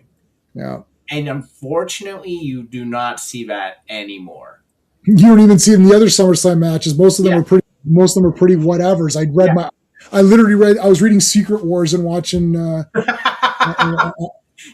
of the matches were completely forgettable, but that match delivered everything that it was supposed to. And biggest pop was Kevin Owens returning. Like what Steve says, oh my God. It's like, because the music, are like, shit, I didn't know he was going to be back. That was it. Like the big pops, like what you're saying, someone comes in out of nowhere, or the chips are down, Hulk Hogan's dead, it's over, he got earthquaked, but somehow he pulls out of it or whatever, right? And like what Steven's talking about was those two guys, they were buddies. They came in kind of the business as a team. There's 3 of them. And then those guys, they split up. They became singles competitors. They both got really high up in stardom. Roman Reigns is really high up. And Seth was very high up too. Yeah. And then they had a match to kind of finish off their little feud or whatever. And there's a lot of, oh my God, he got out of it. And then the other guy does the other guy's finishing maneuver, but then the other guy does the other guy's, and then they kick out of it. And then the guy does the finishing maneuver. It's like, that's it. It's over. He kicked out. Oh my God. Oh, he kicked out. Who could that be? Then they're sitting there like, how? And there you can see the wrestler. He's like, how did he get out of that? Oh my God. What am I going to do now? What does it take? What is he going to have to do to defeat this guy tonight, guy? I mean, even like when Roman grabbed the chair, because that's how Seth Rollins broke up the Shield. Right. And yeah. Okay, see, I didn't catch that. That's awesome. And like Seth Rollins, when he did the thing where he sort of flipped in the ropes and came back and closed on, that was a Dean Ambrose, the 3rd member of the Shield's move. Oh, I didn't get that either. Okay. You knew the Shield? That was a masterfully told like match. So it's actually better than what I thought it was. But even if you didn't know, so here this is because Steven is like inverse it for comics. I'm better than a normie, but I'm not. I'm like Steven's way better than me. So like, see, he knows all these little intricacies. I didn't know that, but it still worked even for me. So that means it was still well played, because if you really knew your details the way Steven knows it, it was even better. But if you're just a generic, I'm not a generic guy, but if you're slightly, if you're slightly above generic, even generic people thought it was good.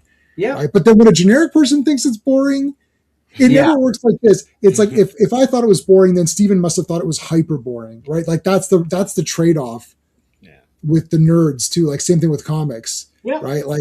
Like the guys, none of the guys like Superman, and I ended up not liking it as well. But it's worse for me. Yes, because they still go home and be like, well, I like Batman better. Like Steven likes Batman better, so it's like, well, I've got Batman '89, but I got to go back to Christopher Reeve to get anything. Yeah, yeah. At least Batman, I've got a few of them that are still pretty good. Yep. Batman has gotten better treatment cinematically than Superman. There's no doubt. Yeah, overall, yeah. Even the worst Batman is better than the Bryan Singer Superman movie. Oh God, yes. Yeah. And what I mean by that, that's true. That is true. Because what I mean by that is you have a movie where the dude basically is Hamlet. He's like pining and stuff. He doesn't do anything. No. Right. And a guy who has regular powers beats him up. Yeah, that's brutal. Like he gets beat up by henchmen. I'm like, what? Yeah, on a piece of volcanic rock that no one will ever buy. But I knew I was in trouble right off the bat, Steve. When I'm looking at the wording, the whatever, the writing before the movie, and they're like, Superman has gone off into space to see if Krypton, what's left of Krypton. I'm like, has Superman lost his mind? Krypton's gone. Like, the entire point was Krypton's gone and he's on Earth. Why would he then leave and like Clark Kent is leaving at the same time and disappearing at the same time. Would no one have noticed this? Like, what, why are you starting off with this enormous plot hole? That is very weird. Got another question for you, J-Man. When it comes to Superman, kryptonite is radioactive to him because of it entering the Earth's atmosphere through reentry. Is that what it is? Or is it just because it's the planet itself? Okay. So, I mean, they can, I was talking to my wife about all this stuff because she was talking about Superman and like asking, and I was like, look, whatever comic you read, they'll tell you something else. So it's like everything else. My interpretation is that because they explain it in Superman 1, that's the one I go with. It's like because of the specific levels of radiation for him, because he's from that planet, it would harm him. And then the different colors and the radio, it came in the radio show. In the radio show, I think they just said, oh, it just makes him sick or something. Right. And then that's why the actor was sick. But then later, they made it green, and then someone's like, what if it's red? And then what if it's gold? And what if it's, purple and whatever? And then why does it do it? Who knows? There's so many Superman comics. When I read Superman comics, I go with whatever the thing is. Like when he lost, so in I've got the issue number. It's like 233 or something. Hold on. Superman 2. I think it's 233. It is 233. So in this one, kryptonite doesn't hurt him anymore. So basically, like it's almost like he ODs on it or something, and it's just like he's not affected by kryptonite anymore. So the weakness is gone.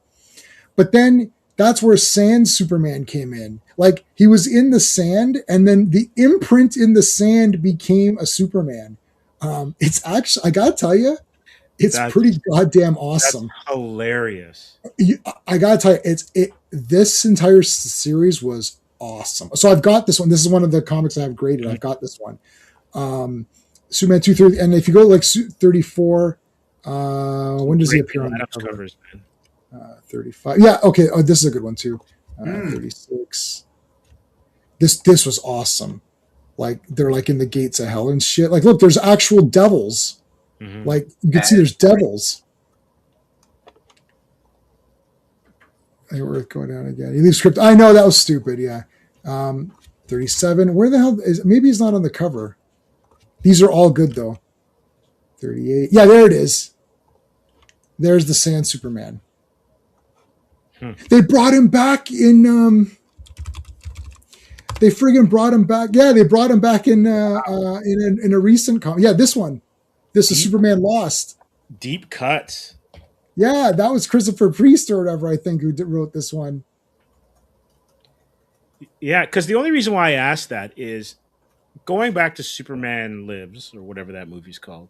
It was going to be Lives, but it's not, yeah. When he goes back to Krypton, wouldn't that be almost a death sentence? Yeah, that would be a death sentence. But it's not, I mean, if he went back to Krypton and it wasn't there and it was just exploded, he'd be dead. So maybe it has to do with the entering of the atmosphere or something as well. But the point in that movie was that it's gone. his whole life has been it's gone. He's seen kryptonite fragments, so why would he assume that there's fragments if it's still there? Like some of it broke off. It makes no sense. Mm-hmm. It makes Demolition's going to be at the horror thing. Sorry, Steven, go ahead. Yeah, and that literally like put the credibility of the entire film immediately on the defensive because of that. That's the wrong tone to set the movie with. Superman is starting off on an idiotic campaign to see if a planet he knows has been destroyed has really been destroyed. Yeah, this was the problem, Classic. I agree with this. They ignored Superman 3 and 4, and they continued from part 2 because she's pregnant with the kid. And it's like he gives this big speech, I'm never going to leave you again, thing, and then he leaves in 1 second. Yes. Red Kryptonite does whatever the writer wants, Havoc. Red Kryptonite's random. It can make you forget. It can make you fat. It could turn you into Fire Fist or whatever. I don't know. I read a book that went through all of what each kryptonite does to Superman. Yeah, they've got it. I'm sure here. I'm sure we can find it. Actually, I had it. There was in a comic as well. He says. But it was a book. I remember it was a book at my uncle's. My uncle had it, and instead of talking to him, yeah, it's crazy. It's crazy, Al. Instead of talking to my uncle, I read the book on Superman and Kryptonite. Yeah, red is random. So some of them, there's one it's like it'll take his powers away fully forever. I can't remember if that's gold or black. That might be gold kryptonite. We should do like a quiz. What does each kryptonite thing do? Kryptonite colors. All right, there's the handbook. Yeah, I'm sure we just go to here. Green. Yeah, see the serial. Adventure Superman radio serial, the radio. So that was that origin kryptonite. Where does it say where it does? Loss of superpowers. Severe muscular weakness, fever. Red. Yeah, it's a bunch of crap. White. Superpower restoration, okay. Green. Blue. Bizarro. Gold. Temporary memory loss, okay. Platinum. But I think that's red and gold. I think they actually combined some of the colors. Yeah, so red is just loss of heroism and inhibitions, unpredictable. It's unpredictable effects. This is what I would have known. Counteracted by green. Okay, that's Smallville, so that's fake. Don't count anything from Smallville. Where's the one? I think black, yellow, white. Here's black. Silver. Excessive superpowers, pink. God damn. Look at this bullshit. Amber? Nobody knows what nobody knows. The answer is nobody knows. I'm mind blown because I had no idea there was that many variations. Yeah. Someone did this experiment where they added up every instance of kryptonite in every comic, and there would have been like 15 Kryptons. It's like planetary mass, eh? Like there's, because when you think about it, because like I hate to get like scientific here, with Krypton exploding, the stuff that's coming to us is that side of the planet where we like in that direction that it would then been going towards Earth wherever it was at that point in time. Because if it's exploding in every direction, we wouldn't have had the whole planet in terms of planetary mass of Krypton pieces coming towards Earth. So it's kind of hilarious. Yeah, no, it's just Gold Power 6 and white. You don't like whatever happened to the Man of Tomorrow? Oh man, that's a super hot take. That's the hottest take of all time. That might be the hottest take I've ever heard of anything. It's like, do you like hamburgers? Or oh yeah, there's some vegetarians out there. No, that is unusual. I've watched the cartoon based on the comic, and I'm like, yeah, it's pretty. I enjoyed it like a lot. Yeah, whatever happened to Man tomorrow. Whatever happened to the man? Yeah, that's what that stands for. Oh, am I getting it wrong? Yeah, I've got the hardcover. That's the it's Superman 420. It's like Superman 423 in action. Whatever. It was right before Crisis, so it's like the very last issue of Superman Volume 1 before they went to legacy numbering, and it's the not the last issue of Action, but yeah, that's crazy. All right, we'll go for a little bit longer, but before we do, I just want to remind everybody. Firstly, hit the like, but tomorrow is a special stream tier ranking for Spider-Man. So that'll be we're all back for you guys are here for that tomorrow, right? Mm-hmm. Steven, you're back for tomorrow. I'm back here for tomorrow. Yeah. All right. I have to come back just so I can. I was thinking about my tier ranking. There's a lot of Spider-Man stuff I'm not that crazy about. Oh, interesting. Okay, this will be good. This will be a good one. Sean won't be able to make it, which totally sucks because I would have liked to have had him on there for that, but we'll see how it goes. Sean, Fantastic Fridays. Yeah. And then we're back on Monday with Secret Wars, Fog on Tuesday, and then G.I. Joe, and then Secret Wars again. Steve, what have you got on Comics Asylum? We did our weekly show today, and we talked about Samara Weaving. We'll talk about that too. Cast as Emma Frost. Yeah. We looked at the cancellations of all of the, I guess, DC and Marvel projects, and also speculated whether Marvel is kind of going to abandon their TV, like the Disney Plus series, and just go theatrical.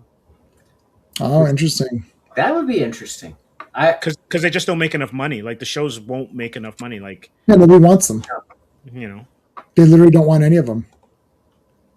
Yeah. So, Steve, I put your Steve and I've also put your authors thing on there as well. So check that out, guys. Make sure you subscribe to everybody. Steve's working on his, or you can. Do you want to? Yeah, I finished this Ripcord short story I was working on. Nice. And now I'm working on. I wrote a screenplay several years ago. I shouldn't say several years ago, called Faith, Hope, and Murder. Just never did anything with it, so I'm converting it to a short story and rebranding it 3 Good Men, and just seeing where it goes with that. It'll be in a short story collection I'm going to put together sometime in the future. Cool. Yeah, Klobby loves it, and I love it too. But the thing is, RR is that it has to end. So I don't I guess you could just have him say, "I'm going to continue on." But if he's continuing on, he does continue on because technically, that he takes part in Crisis because the Earth 1 or Earth 2 Superman, which is the old Superman. Wait, hold on. Earth 2 Superman's Golden Age Superman. Okay, so sorry, it's not that. Well, whatever. He does continue on. They might make money if they weren't shite. Yeah, they're garbage. Now, this looks pretty good. This is actually good casting. Good casting, but I'm questioning this because, okay, I love Emma Frost's design for extremely obvious reasons. And are you telling me a Disney property is going to dress her in the way that, like, what you're seeing there in the middle is probably the Emma Frost we're getting? Yeah, that's what you're getting. You're getting her in pants. So, yeah. Sorry. No. And that's not what I want. That's not what anybody wants. We want this. Yeah. That ain't happening. Or this one's really good. Yeah, look at that. That ain't happening. Even that. Like, that's not going to happen. Pants on the side is not happening. How old is she? Is Samara Weaving? She's like 30, early 30s, I think.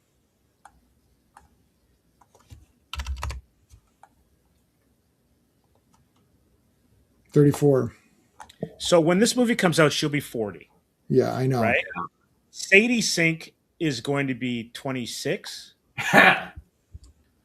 So how does the Scott dynamic play into all of this? Good question. Oh my gosh, she's like a little kid here. Because she is. Like that was 2018. That's 2018. It was like 6 years ago, but she was 18 then or whatever. So 24.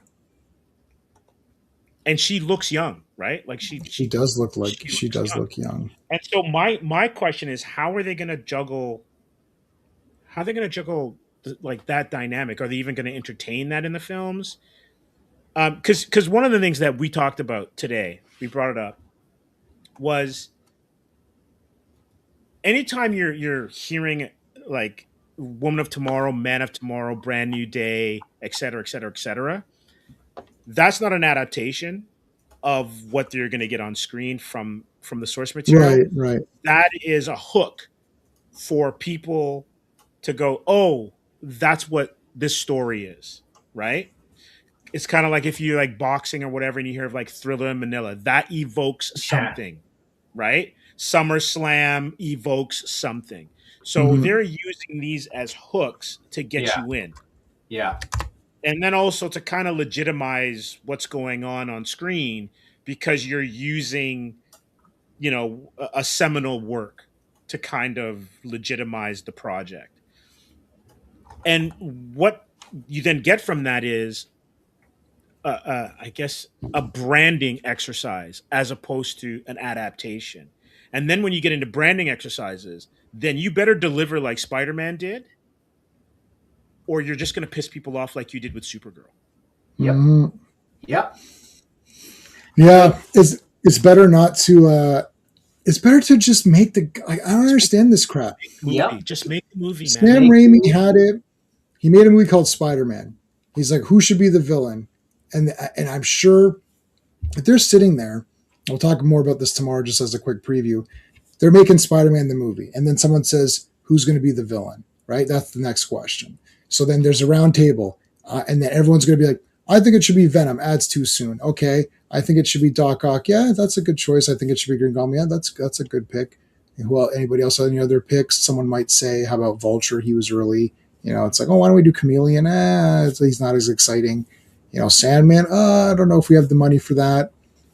Okay, let's, Green Goblin, killed Gwen. That was pretty important. That was big. That's Bronze Age stuff. Okay, yeah. All right, let's do Green Goblin. Yeah. And then we could set up Harry. Oh, that's cool. We can have Harry in it. All right, let's do that. That's it. And they said, well, what are you going to have Betty? Are you going to have Gwen? It's like, it's too many girlfriends. We want to keep it so that we want to make MJ like Lois Lane. Like she was always the one. Like I know Lana was around, but really it was always going to be Lois. So it was always MJ. So we gave this thing of like, she was always the girl next door that I always kind of liked. That's it.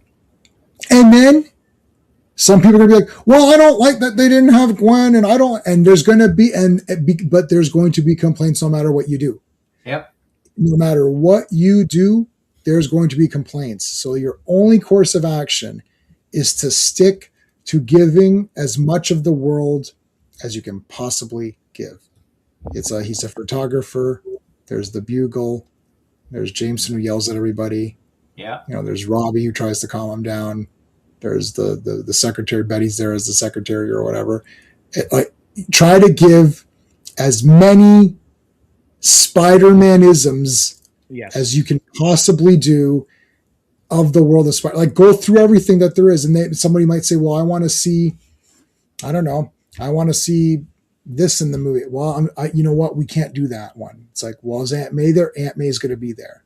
Okay. What about Uncle Ben's death? Yeah, that has to be there for sure because that's Spider-Man's thing. Okay. What about the wrestling? That's cool. They have the wrestling in there. That's kind of neat, right? It's like, okay. Didn't think that would it's like, okay, throw wrestling in there. That's cool. And they even got Macho Man to be the guy, which is even more cool. Okay. So they got a lot of Spider-Man isms in there. So you go to X-Men. What are we going to do for X-Men? Well, Magneto has to be the villain. Okay, so that's standard. He's the villain, and he's going to have the Brotherhood with him. He won't be by himself. Okay, fine. And then who do you pick? Well, who can we do? Right? You got to be careful because we can't do some of these guys. We can't do Juggernaut like right now. It's not feasible in our heads. Okay, let's put Sabretooth. You get a big guy. Yeah, okay, you can put him on there. Mystique, yeah, that's easy because she can be different actors. She can morph. There's your Brotherhood. Toad, okay, he'll just get a guy, X-Men, who are we going to pick? Everyone's like, well, Wolverine has to be in it. It's like, okay. But Wolverine wasn't even in X-Men for way long. But we need Wolverine. they're like, well, Storm's popular. We need her.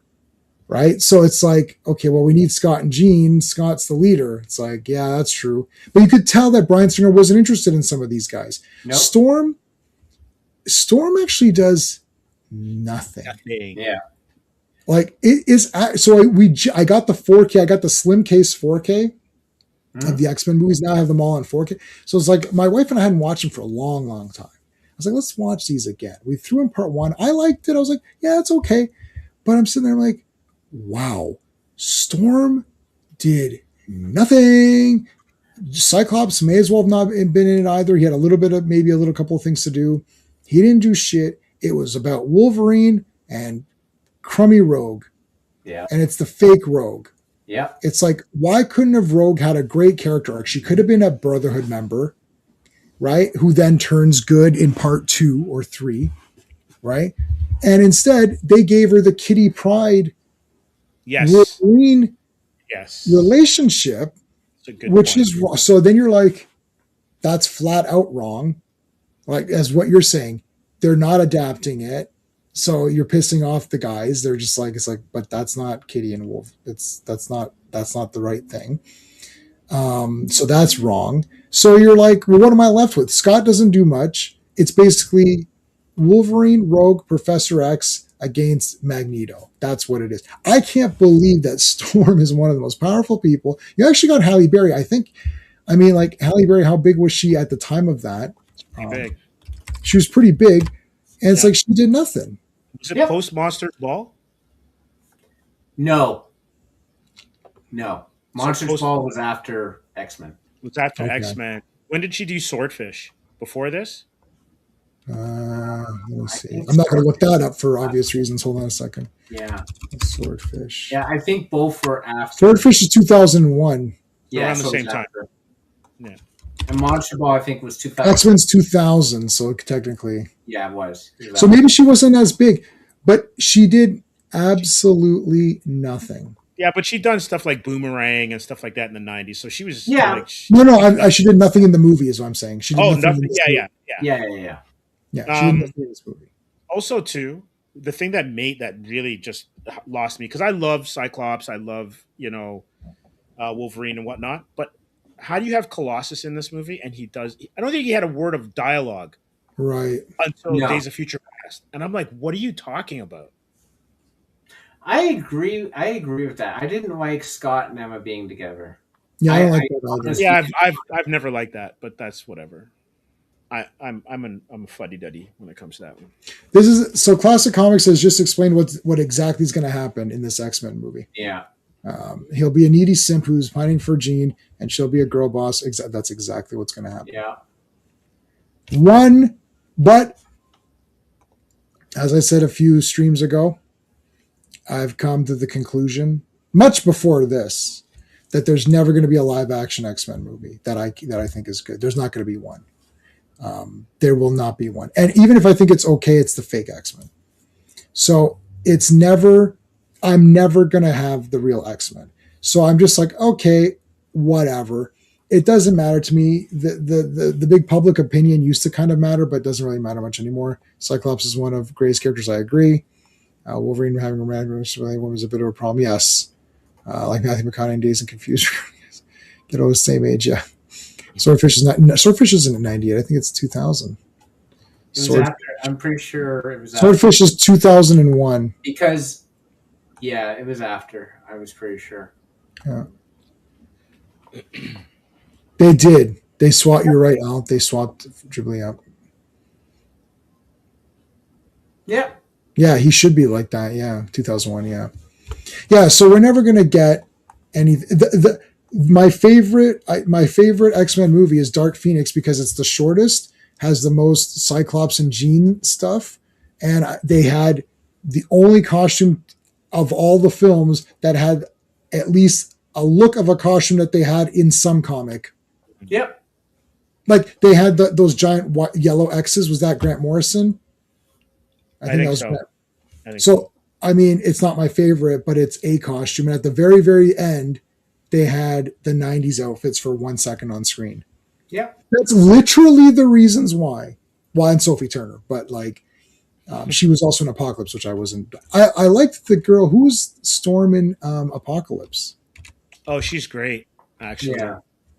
This chick. Yeah, she was great. What's her Alexandra Shipp.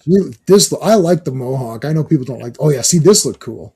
Yeah, and what's her name? Olivia Munn was great as Psylocke as well too. Yeah, she looks awesome. She was great as Psylocke. Yeah, she just looked perfect. Yeah, this is cool. This would be my second favorite X-Men movie. It's like I don't like I like. 200. Yeah, I know.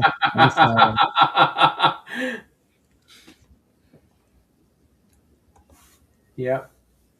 Is that Storm? Yeah. Yeah. Yeah. So I mean, and the thing is, everyone gets all weirded with me. They're like, "How can you think that? How can you think Dark Phoenix was good? It was so garbage." I'm like, no. To me, they're all equally garbage. All the X-Men movies are equally wrong. So I'm literally going by visuals, like the costume. They had a costume, and and Scott was the leader. That's the only criteria, and Jean was important. Like that's it. The saving grace you've got, J-Man, is that X-Men 97 is doing such a fantastic job of representing the X-Men. Yeah, live action comes weaker than this. Yep. They're done. Yep. Just shut down the franchise. They got it. They have to at least match X-Men 97. They're not going to. I don't. But if like with their casting choices, like Samara Weave, but like Sadie Sink, I don't know. I have the same problem you have, Steve. Like, how is this going to work? It's just they don't match in age with each other. Sadie Sink as Jean Grey is perfect casting. She's red haired. She's young. Yeah. Mm-hmm. You get a Scott to match her, and you make the X-Men young, and they're starting out. They have Professor X as their guide. The problem is that movie's going to be 2 or 3. It's minimum 3 years away. Minimum. Samara Weaving is going to be 40 years old.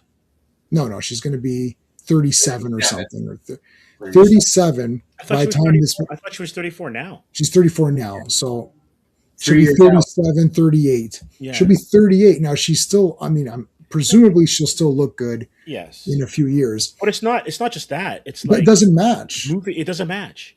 Yeah. No, it doesn't match. Like, who's we had Emma Frost. What was her name? Yeah, it was January Jones. Yeah, from Mad Men. Yeah. Yeah, like this is like, what is this? Yeah. It's the 60s, baby. That's what it is. Yeah, is that fake? She wasn't like that. Or did she wear this in the movie? That looks good. Yeah, she did. Yeah, she did. Okay, so that's pretty good. She was more in the pants, though. Mm-hmm. Like, everything that is interesting visually, they'll just like I don't know how else to put like Al is the best. Oh my god. Oh my goodness. Al, you're hilarious. The Apocalypse wasn't that great. Yeah, that one was unwatchable for me, just because they ruined Apocalypse. Yeah, they ruined them. Bad. I mean, they ruined everybody for me. So I'm going by whoever looks. I'm literally going by whoever looks somewhat like they're in a superhero movie. Right. So who's going to play Scott? And Jean Grey is going to be the leader, of course, of the X-Men because she's the person we saw. Like, there was nothing wrong with what they were doing in the second iteration where they had Ty Sheridan as Cyclops and Sophie Turner as Jean Grey and like... Yeah, there was the end, see? They were at least around the same age and they were at least... It made sense that they were all together and had Jubilee there and like a young Nightcrawler, right? That was that Australian dude. Oh, I liked that guy too. Yeah. He was in he was the kid in that vampire movie, Chloe Grace Moretz. I forget. The one in. Yeah. Well, hers is called something different. Let Me In or something, right? Something like yeah, Let Me In. The original's better. in my opinion. I saw both versions. I liked both. I saw both. I preferred the American one. I may have preferred the American one too, but now I don't remember because I can't remember if I preferred it or I'm remembering that Steven preferred it. Yeah, but I liked both. I liked both, so I don't care who prefers which one over what. Like, but you did make fun. You did give me the Billy Madison thing when I said that. Oh, that you like the remake? Yeah. Okay, so then that means I'm remembering that you liked it more. I don't remember. Yes, you're right, Al. What's that? Is that that's Nightcrawler? Oh, okay. Oh, that's his name, Cody Smith McPhee.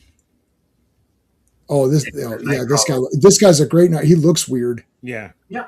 So that's a good Nightcrawler. He looks weird normal. They could have just had him walk around normal.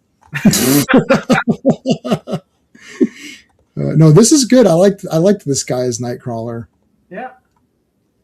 But why is he wearing pants? Like, come on. Like, is Nightcrawler the coolest looking guy or what? Yeah. Like this guy. Oh, look, this has to be one of the coolest looking guys. You got the Jake Gyllenhaal movie. Oh, that's a great movie though. This is a 10 out of 10, people. I watched that movie, and then the minute it was over, I was like, I think I may need to watch this again. There's only a handful of movies where I've watched twice in a row. Alien, Nightcrawler, Cube. Coincidentally, we mentioned Cube earlier. I've watched Army of Darkness. Like, I think my record was I watched Mortal Kombat 1 4 times in one day. Wow. I rented Mortal Kombat. We had it for 2 days. I watched it 7 times before I returned it. I'm a Mortal Kombat fan. Impressive. Yeah. He has Ezra Miller. Yeah. Matt Reeves did the remake of which one? Oh, the vampire one. He did the remake. Oh well, now I'm definitely against it. Sorry, Steven. I'm now totally against it. Until he forgot how to light a room in the Batman, Matt Reeves wasn't bad. He was in quite a few good movies. But I think, did he or did he not? I'll ask the chat. Did he or did he not do the first Cloverfield? Ooh, good question. I can't remember. What, that garbage Cloverfield movie? Yeah, the garbage Cloverfield movie. Yeah, this one, right? Yeah.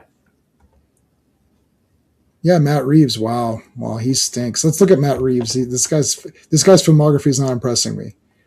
Oh, Under Siege 2? Oh, no, he wrote that? Well, that's a masterpiece. Cloverfield's garbage. Let Me In is fine. Dawn of the Planet of the Apes. Oh, I didn't watch these. I saw one of them. I own them all. I mean, it's okay. Okay.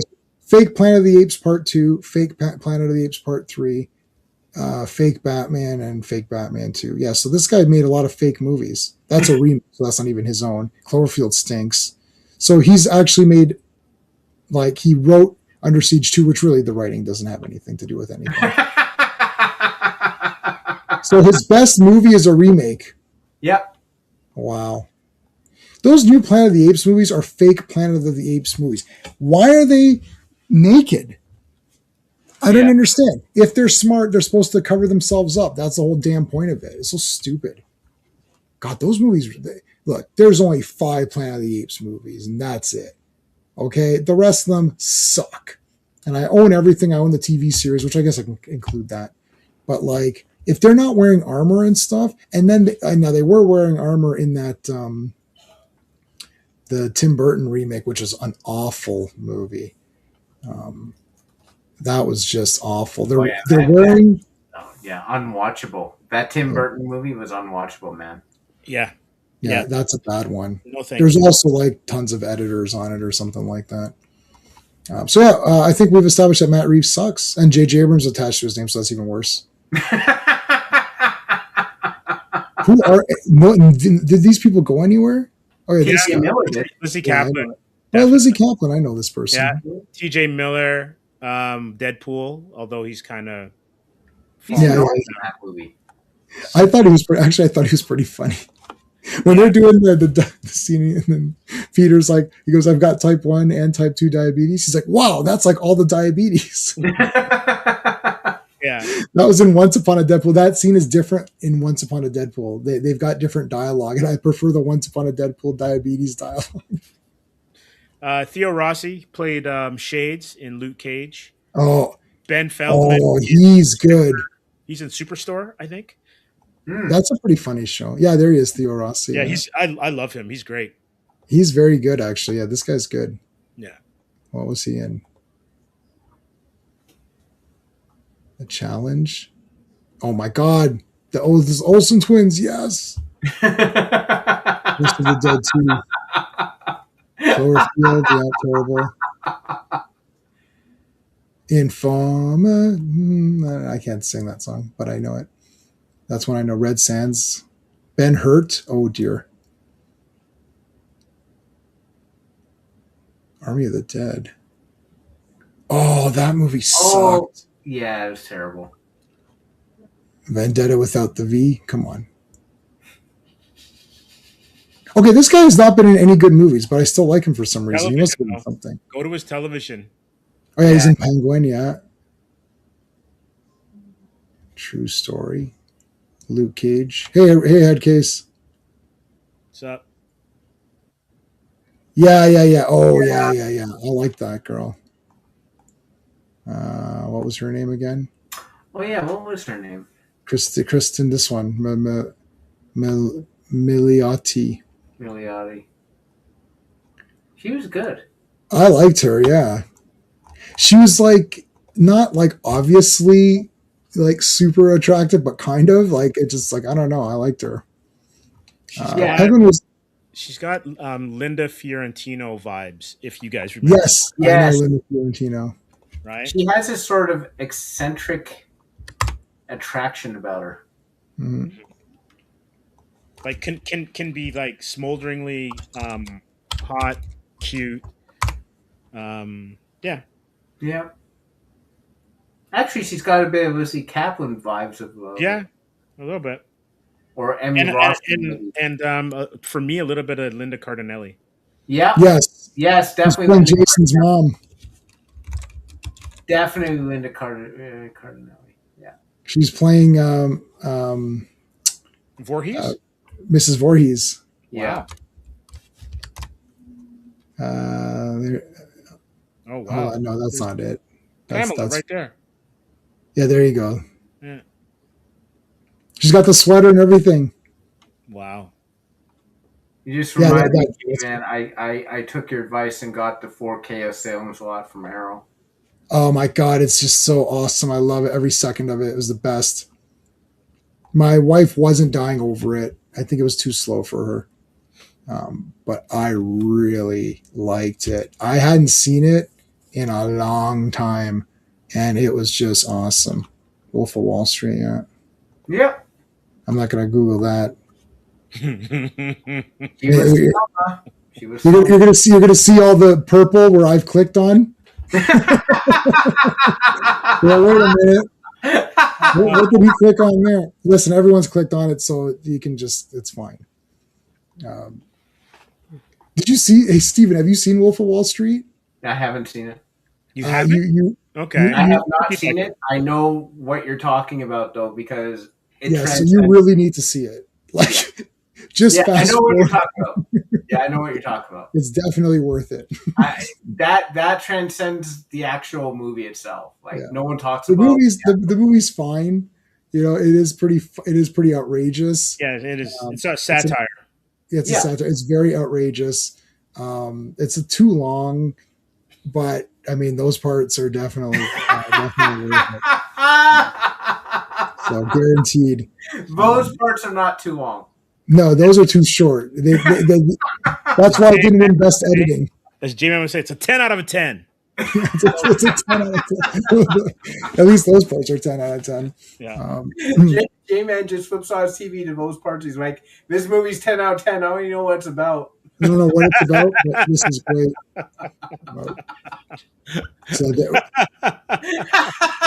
Well, we're definitely gonna watch this with her being Pamela Voorhees. That'll be good. Oh yeah, it was that was what was this? This is that not Flintstones. What time am I thinking? Scooby Doo. Yeah, Scooby Doo. She was yeah, she was Selma. Yeah, I remember. Yeah, I remember. She's also Hawkeye's wife. Was she supposed to be Mockingbird? No, she's not Mockingbird. I know she's not Bobby Morse or whatever. Actually, Mockingbird was what's her name? Adriana Pilecki. She was Wonder Woman. Agents of Shield. Yeah. She played Wonder Woman in the Daniel Kelly TV adaptation. Oh yeah. Yeah, there she is as Mockingbird. I wonder if they're ever going to make Agents of Shield canon. No, I don't think so. And just say it's from another. They've completely lost the narrative with phases 4, 5, and 6. So, like, I don't even. There's no. Let's see. Like, they're the multiverse, right? But there's no. It doesn't feel like there's any overriding thread at all. It's just random nonsense. Yeah, I can't even tell what the phases are anymore. Yeah. That's why I go to this all the time. This is, you can see, I never clear my history. So you can see, it's like, you can see the purple. Like, I've gone through this 100 times to try to figure out what to do, because we'll be like, oh, let's watch the MCU. I'm like, I don't know what's part of it anymore. So these are all good. This is all fine. So where does it go off the deep? I like Ant-Man and the Wasp. Yep. I watched it again a couple weeks. I like it. I'm going to just say it's a family movie. It's not really a superhero movie. It's more like a family adventure movie with a lot of hijinks, but I like the hijinks. So some people would say it started to fall off the cliff with Captain Marvel. Yeah. Because, like, Black Panther was still okay. My problem with Black Panther is that I can't tell what people think. Like, for example, I know that, like, Captain Marvel is a crummy movie. I don't know that Black Panther is a crummy movie, but I know it's a crummy movie for me. It's because I did not get what I wanted based on what was introduced to me in Civil War. That's my ultimate. My problem is the guy that was in Civil War needed to have his own movie. When he got it, it wasn't the movie that I wanted him to have. Now, I don't know if that's my personal problem, and everyone else is like, dude, you're crazy. That movie's awesome. I don't know what you're talking about. If someone says that, I won't fight them on it. I'll say, okay, for you liked it. For me, Black Panther's the first, and even Thor Ragnarok was so visually spectacle. It was a visual spectacle. It was all Jack Kirby designs. Thor in it sucks, and Valkyrie in it sucks. But Loki's great in it. And Hulk's actually pretty good in it. That's the best Hulk that we've had, having the armor and stuff. Mm-hmm. So, but the people that hate Thor, but Thor Ragnarok was the first of the, why is this overly stupid? Yeah. That was the first, but the visuals were so good, and there was a lot of action, and the soundtrack's very kooky. It's very neat with the synth stuff. It's kind of synth fantasy. It was neat. I had the soundtrack. It's very neat. So the neatness of it kind of overshadowed the weird, silliness. Black Panther was the first time where I was disappointed in the main character that I was looking forward to. But if people liked it, I didn't argue and say, no, you're crazy, because I'm like, it could just be me. Infinity War is awesome. Ant-Man and the Wasp I like. Captain Marvel's like, what the hell's going on? This movie's not very good.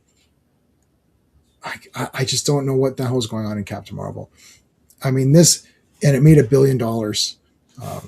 And it only did that because it was sandwiched in between these. Yeah. Like if Captain Marvel came out on its own in phase 4, I would have bombed ass. But when you look at starting phase 4, so like different quality, but like it's a complete story. Say what you will, it is a complete story from phase 1 to 3. But when you start with phase 4, and I actually wrote an article about this, cheap plug, is that how do you start phase 4 with a character? Morpheus, I know. No, that's what I said. It's a family hijinks movie. It's not a superhero movie. There's no villains. It's not like that. Go ahead, Steven. But you start off phase 4 with a character who is already dead. I mean, that is so stupid. That is the worst. This is how you start. Think of how they start phase 1, Iron Man. Think of how they start phase 2, Iron Man 2, no, Iron Man 3. Think of how they start Phase 3, Civil War. All big movies that moved the narrative forward. Mm-hmm. Black Widow established that Phase 4 onward would be about absolutely not. Like, all it would make you do is yearn for the previous phases. With some, there's some good ones in there. Doctor Strange 2. Yeah, I like that one. I also like that one. Spider-Man No Way Home was okay. Yeah, that one's good. But, like, my God, look at, like, Thor Love and Thunder. God. To me, this is the beginning of the end. This is the end, yeah. Yeah. I mean, Black Widow, if Taskmaster was the proper Taskmaster, and I don't care, yeah, that's right, I'm calling it out. I don't like the stupid, not only did they gender swap him, he doesn't do anything. It's like, he's like a chip. So if you plug that microchip into anybody, they can be Taskmaster. That's a fail. So that's right. Again, the gender swapping isn't the only problem, but it becomes when there's 7 or 8 problems, then the gender swapping becomes a problem. I'm sorry. Yeah. If gender and race swaps do not equal the end of the character, but if everything else sucks, then yeah, it's part of why that character sucks. Like Nick Fury is race swapped, but he's cool, so no one cared. Same, right? Nobody cares unless the character sucks. If you're character and the character sucks, then the race swapping is going to be the main thing they focus on because it's the easiest thing to point out right away. Mm-hmm. If the character is good, then nobody really cares. I mean, some of the grifters or whatever care because they need their clicks or whatever. That's fine. I'm not dogging them. They got to do what they got to do to get their stuff. But like, if you care, you care. And if you don't, you don't. But if the thing sucks, so Valkyrie sucked. She's an irritating. My wife thought she was an irritating character. I don't like her. I hate her. I hate her in that movie. I have nothing against Tessa Thompson, but I hate Valkyrie in that movie. So you're like, well, I hate this character. And to top it off, she's not even the right race. Like, it just gets thrown in as another thing. But if she was awesome, if she was badass and kicked ass and she was a noble hero and wants to help Thor and says, I want to go on this quest with you and reclaim our people, then you'd be like, kind of like her. This happens many times with characters where even if you're like, well, I don't know about this, sometimes they win you over. You're like, I kind of like this guy. It's not how I envision the character, but I kind of like this. Like Domino. Let's face it, Domino's a race swap. It's complete. But then Zazie Beetz was awesome. I was like, wow, I thought she's like so awesome in this movie. I was like, I kind of like her.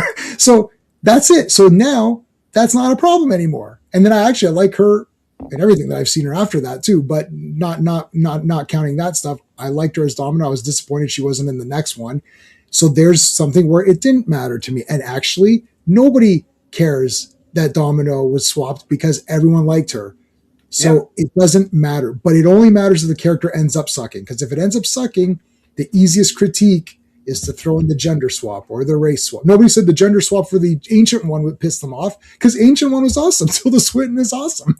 She's great as that character. So everyone's like, and they say, not only that, they make excuses. Well, the Ancient One can look like what they want to. And, they start making excuses for it because they like the character so much. So don't give me this. That's not the be all and end all, but it is a problem if the character sucks. Imagine if Black Widow ended up with a message from ScarJo. Yeah. Those seems in which she floated widows, the end game battle, end game unseen until that. I mean, I don't know what they could have done. Look, it's ScarJo, so automatically I would have been like, this is awesome. Yeah. I would have been like, this is like the best movie. But the ending is so stupid. Idiotic. So even I think Steven, you're like, she smashed her head into it. She headbutted a desk to beat the villain. Right. She headbutted a desk. Right. That's stupid. That's the climax I was looking for. That's the thing. I'm all into beating yourself up to defeat the villain. All right. Yeah, how come Valkyrie never wants to be heroic, which is what the Valkyries are? Like, you're playing against what your thing is. So, Heimdall is race swapped, but he was the damn best. It's like he's rebelling against the thing. He's fighting back. He's activating that bridge to get them back. The guy's proactive, action, tough guy, doesn't take any shit. So you walked out of that, you're like, shit, Heimdall's awesome. You didn't even think about race in that because he was so awesome. You forgot that. You even forgot. It's like, yeah, wait a minute. They're all supposed to be North guys. They're all Northmen guys. Like, how is this? You didn't even think about it because he was so awesome. Nobody even mentioned that. Whenever they do these lists of here's all the race swapped characters, they don't even mention that guy because they forgot. They're just like, he's so awesome that you don't even think about it. That's what you have to do. You have to make the character awesome first. Then we can accept things. Man-at-Arms is awesome in He-Man. He's one of the best guys. So nobody cared. I mean, some people care because they just want to, have a talking point. And that's fine. But logistically, you watch it, nobody really cared, like in the moment that you're watching it. So anyways, that's all fake. But you got to make the character first. Like, here's Shang-Chi as an example. This guy sucks. And this movie, it was fun when I was watching it. 2 seconds after it ended, I was like, wow, nothing made sense. This is a mess. Well, also, too, a lot of these movies, like Marvel movies, have an absolute dire time in the third act. Yeah, they do. And so, that's where you headbutt desks. Right. Steven, I'm going to use that, if you don't mind moving forward. No, that's an absolutely awesome. It's an awesome little point there. But like Shang-Chi was not like I was with it, and then the third act. I love Black Panther as a film, but the third act again, right? The CGI fight where you fight your doppelganger. Yeah, I'm like, and it gets progressively worse as the phases move on. Yeah, it does. Eternals is an awful slog throughout the whole way. No Way Home, the beginning is pretty rough, but once it gets going, it's pretty good. It kind of redeemed Electro a little bit. That's the best third act. That's out of all of these, yeah. Out of all of those. Yeah, for sure, because having the Spider-Man together is cool. And Green Goblin, again, like Willem Dafoe just comes in and again just does such a fantastic job in that movie. I personally love Multiverse of I know people don't like it. I'm not going to fight anybody over it. There's a lot. I love Scarlet Witch. Yeah. She's my favorite of all these, of all the women in the thing, even more than ScarJo, which is crazy. But I really like Scarlet Witch, man. I liked her from the very beginnings we saw her up until now. I love WandaVision. I like Elizabeth Olsen in that role. I like that we got a slow turn evil. Scarlet Witch turns evil in comics every 5 minutes. Yep. It's part of the thing. We had a witch versus a wizard, and the action was great. Now, they had America Chavez in it, and I know people lost their minds. And in the movie, she is the thing that people were upset with, which is her lineage, her parents, is only in it for 1 second, and at no point in time do they say that is the best thing to be. Like in the movie, she needs a father figure. What's funny is that she has 2 moms, but the whole movie she's looking for a father. And Doctor Strange is the one that she lashes onto. But every version of Doctor Strange thinks that her power is too hard to control and they need to get rid of it.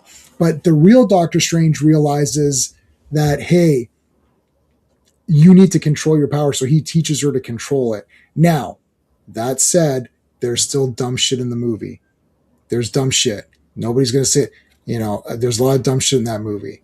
So it's not perfect, but I like it. And if everyone else hates it, I'm okay with it. I'm not going to be weird. I like a lot of movies that everyone hates, like Wonder Woman 84, which I really like a lot. Everyone hates that movie, and that's fine. It doesn't matter. We can't all like the same things, except for Conan the Barbarian, which everyone thinks is a masterpiece. Other than that movie, not everyone else agrees on anything. Okay, Thor Love and Thunder is horrendous garbage. Oh. Wakanda Forever is a disgrace. The only character I like is Michonne, who I can't remember. Okoye. Yeah, Okoye. Because she's the only character that wants to do it. And then she got fired. So she's so much of this movie, I was like, wow, this is boring. And I was like, you know what? I like Michonne. I forgot her name at the time, but I know it's Okoye. I was like, I like Michonne. She's cool. And then I was like, you know what? She's the only one who does anything. And I was watching this, I was like, she's the only one who does it. And then they're like, you were fired from the guards. I was like, wait a minute, no, don't do that. She's the only one who's doing anything in this movie. And then they go, here's Namur. I was like, does he have a speech impediment? What did he say? Namur? What does that mean? Namor. It's Namor. And then the other thing is like, I am from some Mayan thing, or I'm like, no, you're from Atlantis. Well, we don't want to say he's from Atlantis because that's where Aquaman's from. Okay, so anyone from Detroit can't be in the movie. It's like Spider-Man's in New York. Well, that's it. Nobody else can be from New York now because Spider-Man's from New York. Like, is that the dumbest thing you've ever heard in your life? It's like, but Atlantis is fake. What does it matter? It's pretty dumb. It is pretty dumb. That's dumb. So, and I got to tell you something. Namor would never. I feel very emotional towards Namor. He's not like, he'd be in my top 10 if I had to pick like a 10 of Marvel characters, not of all characters. I love Namor. Sometimes I think he's my favorite character. I'm back and forth on him. I love him so much. I have something special for him because reading those Tales to Astonish, it just captured my imagination. I've got every appearance of him in Tales to Astonish. And those are old comics, and I've got all of them. I like them. He would never use like a girl. In his mind, it's a little kid. Yeah. He would never threaten a little kid or use her in some way. I don't give a crap who you're. Well, in the movie, no. He would not. Oh, he's been an antagonist. Shut your stupid mouth. He would never, ever use a kid in that way. That is a complete spit in the face of Bill Everett and everyone who put that character together and put him and made. He is the first Marvel character, along with Jim Hammond. The first two guys that they ever produced in a Marvel thing was those two guys. To spit on that character's legacy and in the face of the people that created him for this dumbass movie, to ruin this guy's origin, it's a effing disgrace. There's not going to be anyone who's going to convince me with any sort of fake logic that is not a disgrace. F that movie. I like Shuri, and then she became the Black Panther. I'm like, but that's not what Shuri does. Oh, in some comics she was black. I don't give a shit if in some comic. This is only the second movie. Maybe in the fifth movie, if Black Panther needed help, she could become Black Panther. Not the second one. Oh, but Chadwick Boseman died. You know who else died? A lot of people. A lot of people died. And it's sad when a lot of them die. Sometimes it's not sad when they die, and some people who should be dead are still alive. And it's always sad. But Black Panther needs to continue on. If you really care about showing little black kids a superhero that they can relate to, then why is there no Black Panther? And Disney got caught in that lie badly. They're disgusting pieces of crap hypocrites. They don't give a shit about you or me or whatever race or color you are or gender. They care about their little stupid money and their little fake agendas. They don't give a crap. Black Panther, how can there not be the most important black superhero of all time is not represented in a company that's supposed to be about representation? Answer that. And Black Panther is a character that all people love. Just like I said this for Spider-Man. Black Panther's in full outfit. Anyone can connect to that. A little white boy can connect to that character. A little white girl can connect to. A Chinese kid can connect to that character because he's got martial arts ability, right? Everybody can connect to that character based on who they are because he's a full mask guy. So I can understand that some characters, like Superman, are like, well, I couldn't connect. Maybe that's a lie. That's also a lie. But Black Panther, Spider-Man, who else? Anybody full masked, where you can't see any of their face, you can connect to that character easily, way easy. So that's a lie. I don't know what to tell you. Namor, no more. Predator. What was Predator? I forgot what Predator was. Anyways, that sucked. And then Quantumania sucks. Guardians 3 was okay, but they ruined Adam Warlock. Marvel's is crummy. Although I don't hate the Marvels, actually, but it's kind of crummy. It might just be me. I don't mind that movie. I don't mind it that much either. That movie's actually kind of entertaining. Because I know that Brie Larson takes a lot of heat, but I like the leads in that movie. And I honestly like them too. And I don't mind. Like their dynamic was great. I'm with you a little bit. I don't hate that movie. I think that we did a stream. We didn't know we did a stream. How many movies are worse than the Marvels? And we came up with like 20. Only MCU films or just films? Yeah, MCU movies. All of these are worse. Easily, easily. There's absolutely, you can find way more. Not 20, but like Thunderbolts is worse. Brave New World is worse. Quantumania is worse. Yeah. Worse. Worse. Phase 4. A lot of Phase 4 is worse. Yeah. Like, so that's 1, 2, 3. I like it better than 4, 5, 6. I like it better than Captain Marvel. Yeah, 8. Yeah. So there's like 8 right there that we just named. It's better than Captain Marvel. Captain Marvel does suck. It's better than Quantumania. Yeah. Oh yeah. No, for sure. Quantumania is terrible. It's terrible. Quantumania might be one of the worst, if not the worst. Yeah. It's pretty awful. And and Brave New World is terrible too. Oh, Brave New World is garbage. Yeah, Vellani is a scene stealer, man. She is phenomenal. She's going to be at Heroes World, Steve. I don't know if you saw that. Oh, sweet. That's awesome. Yeah, so I've already met her from before. So she's coming back for those who want to meet her.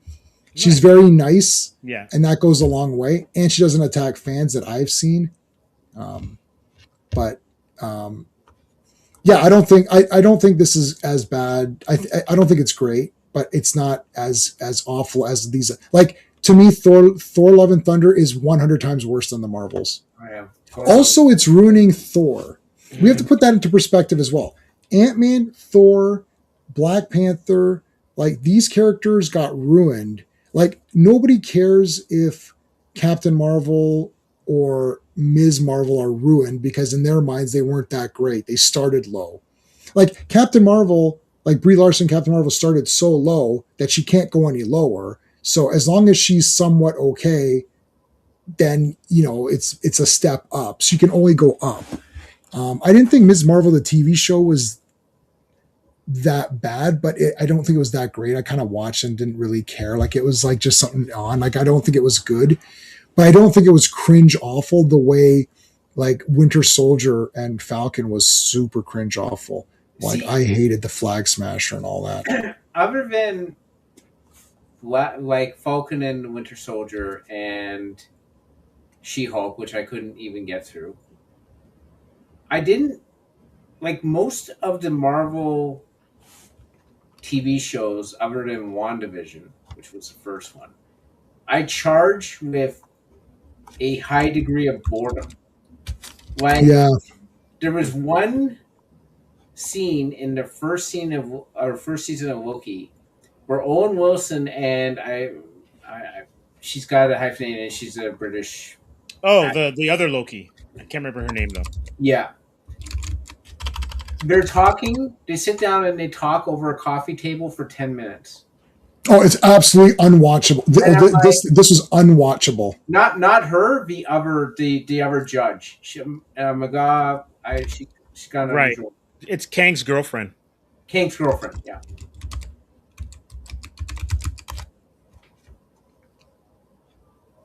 Oh, this one. This? Yeah. Yeah. Ravonna Renslayer is the character's name. So she and Owen Wilson are talking over a coffee table for 10. I literally nodded off almost. It is okay. Yeah. Most of these shows are just. I charge them with offensive boredom.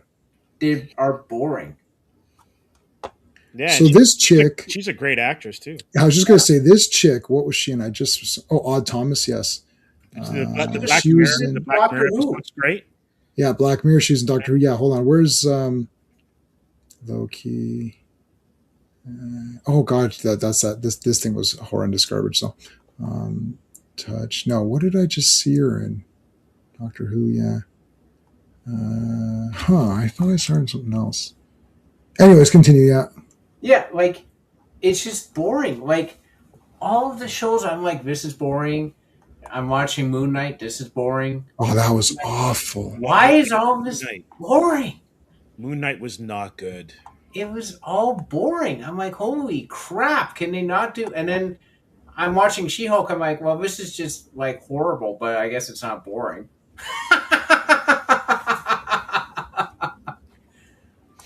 And then look at this, and then look at the show. Yeah. Why they always do this? Oh my god! Like, where's that?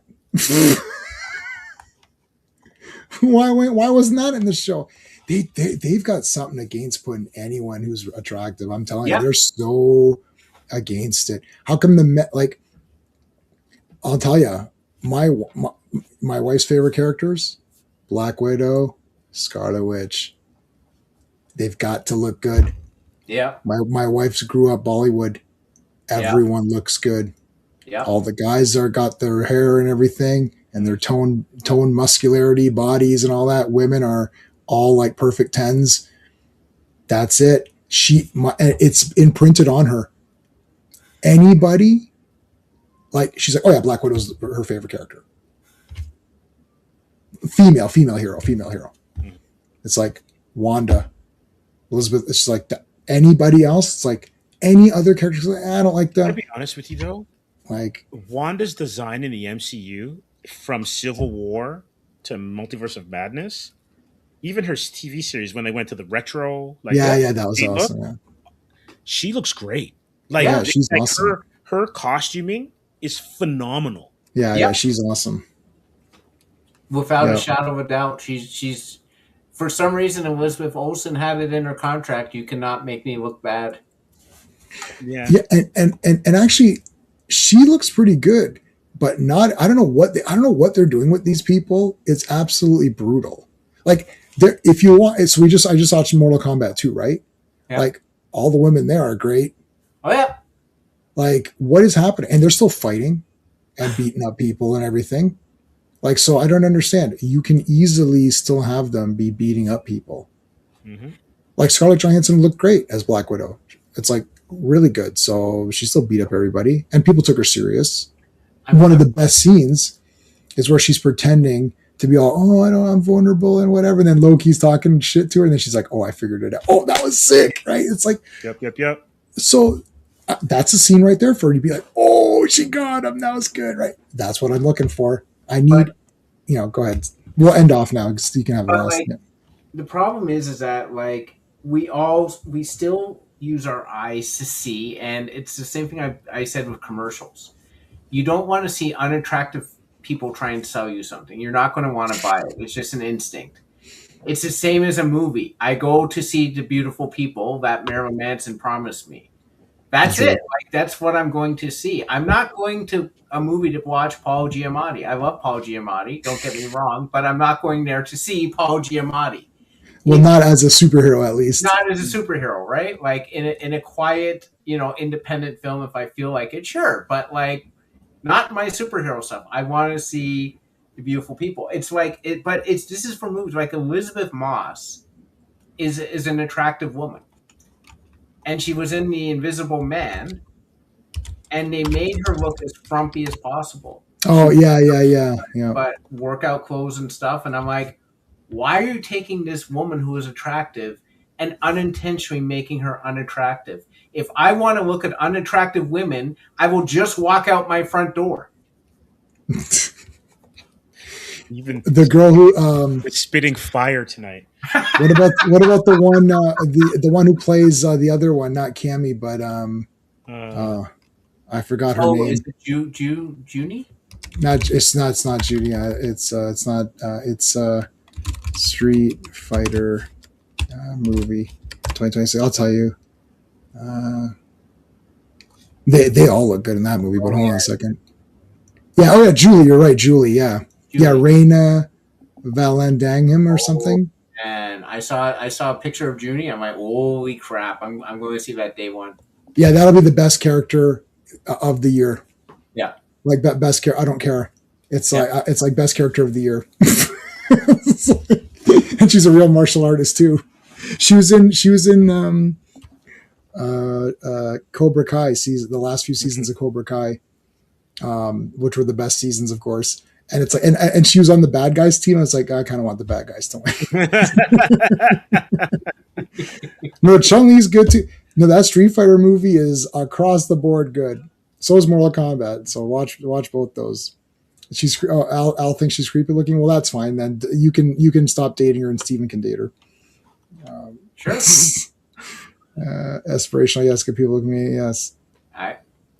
I don't know. It's brutal. Okay, that's it. We're done. I gotta go, guys. Thanks. Tomorrow, tier ranking Spider-Man. That's gonna be fire. That's gonna be a lot of. There's gonna be a lot of fighting tomorrow. I'm gonna wear my Hobgoblin shirt so I can be the villain. All right. See you guys. Good night. Bye. Hey friends, you've just been listening to J-Man, and he is the smartest person who ever lived. So make sure you like and subscribe.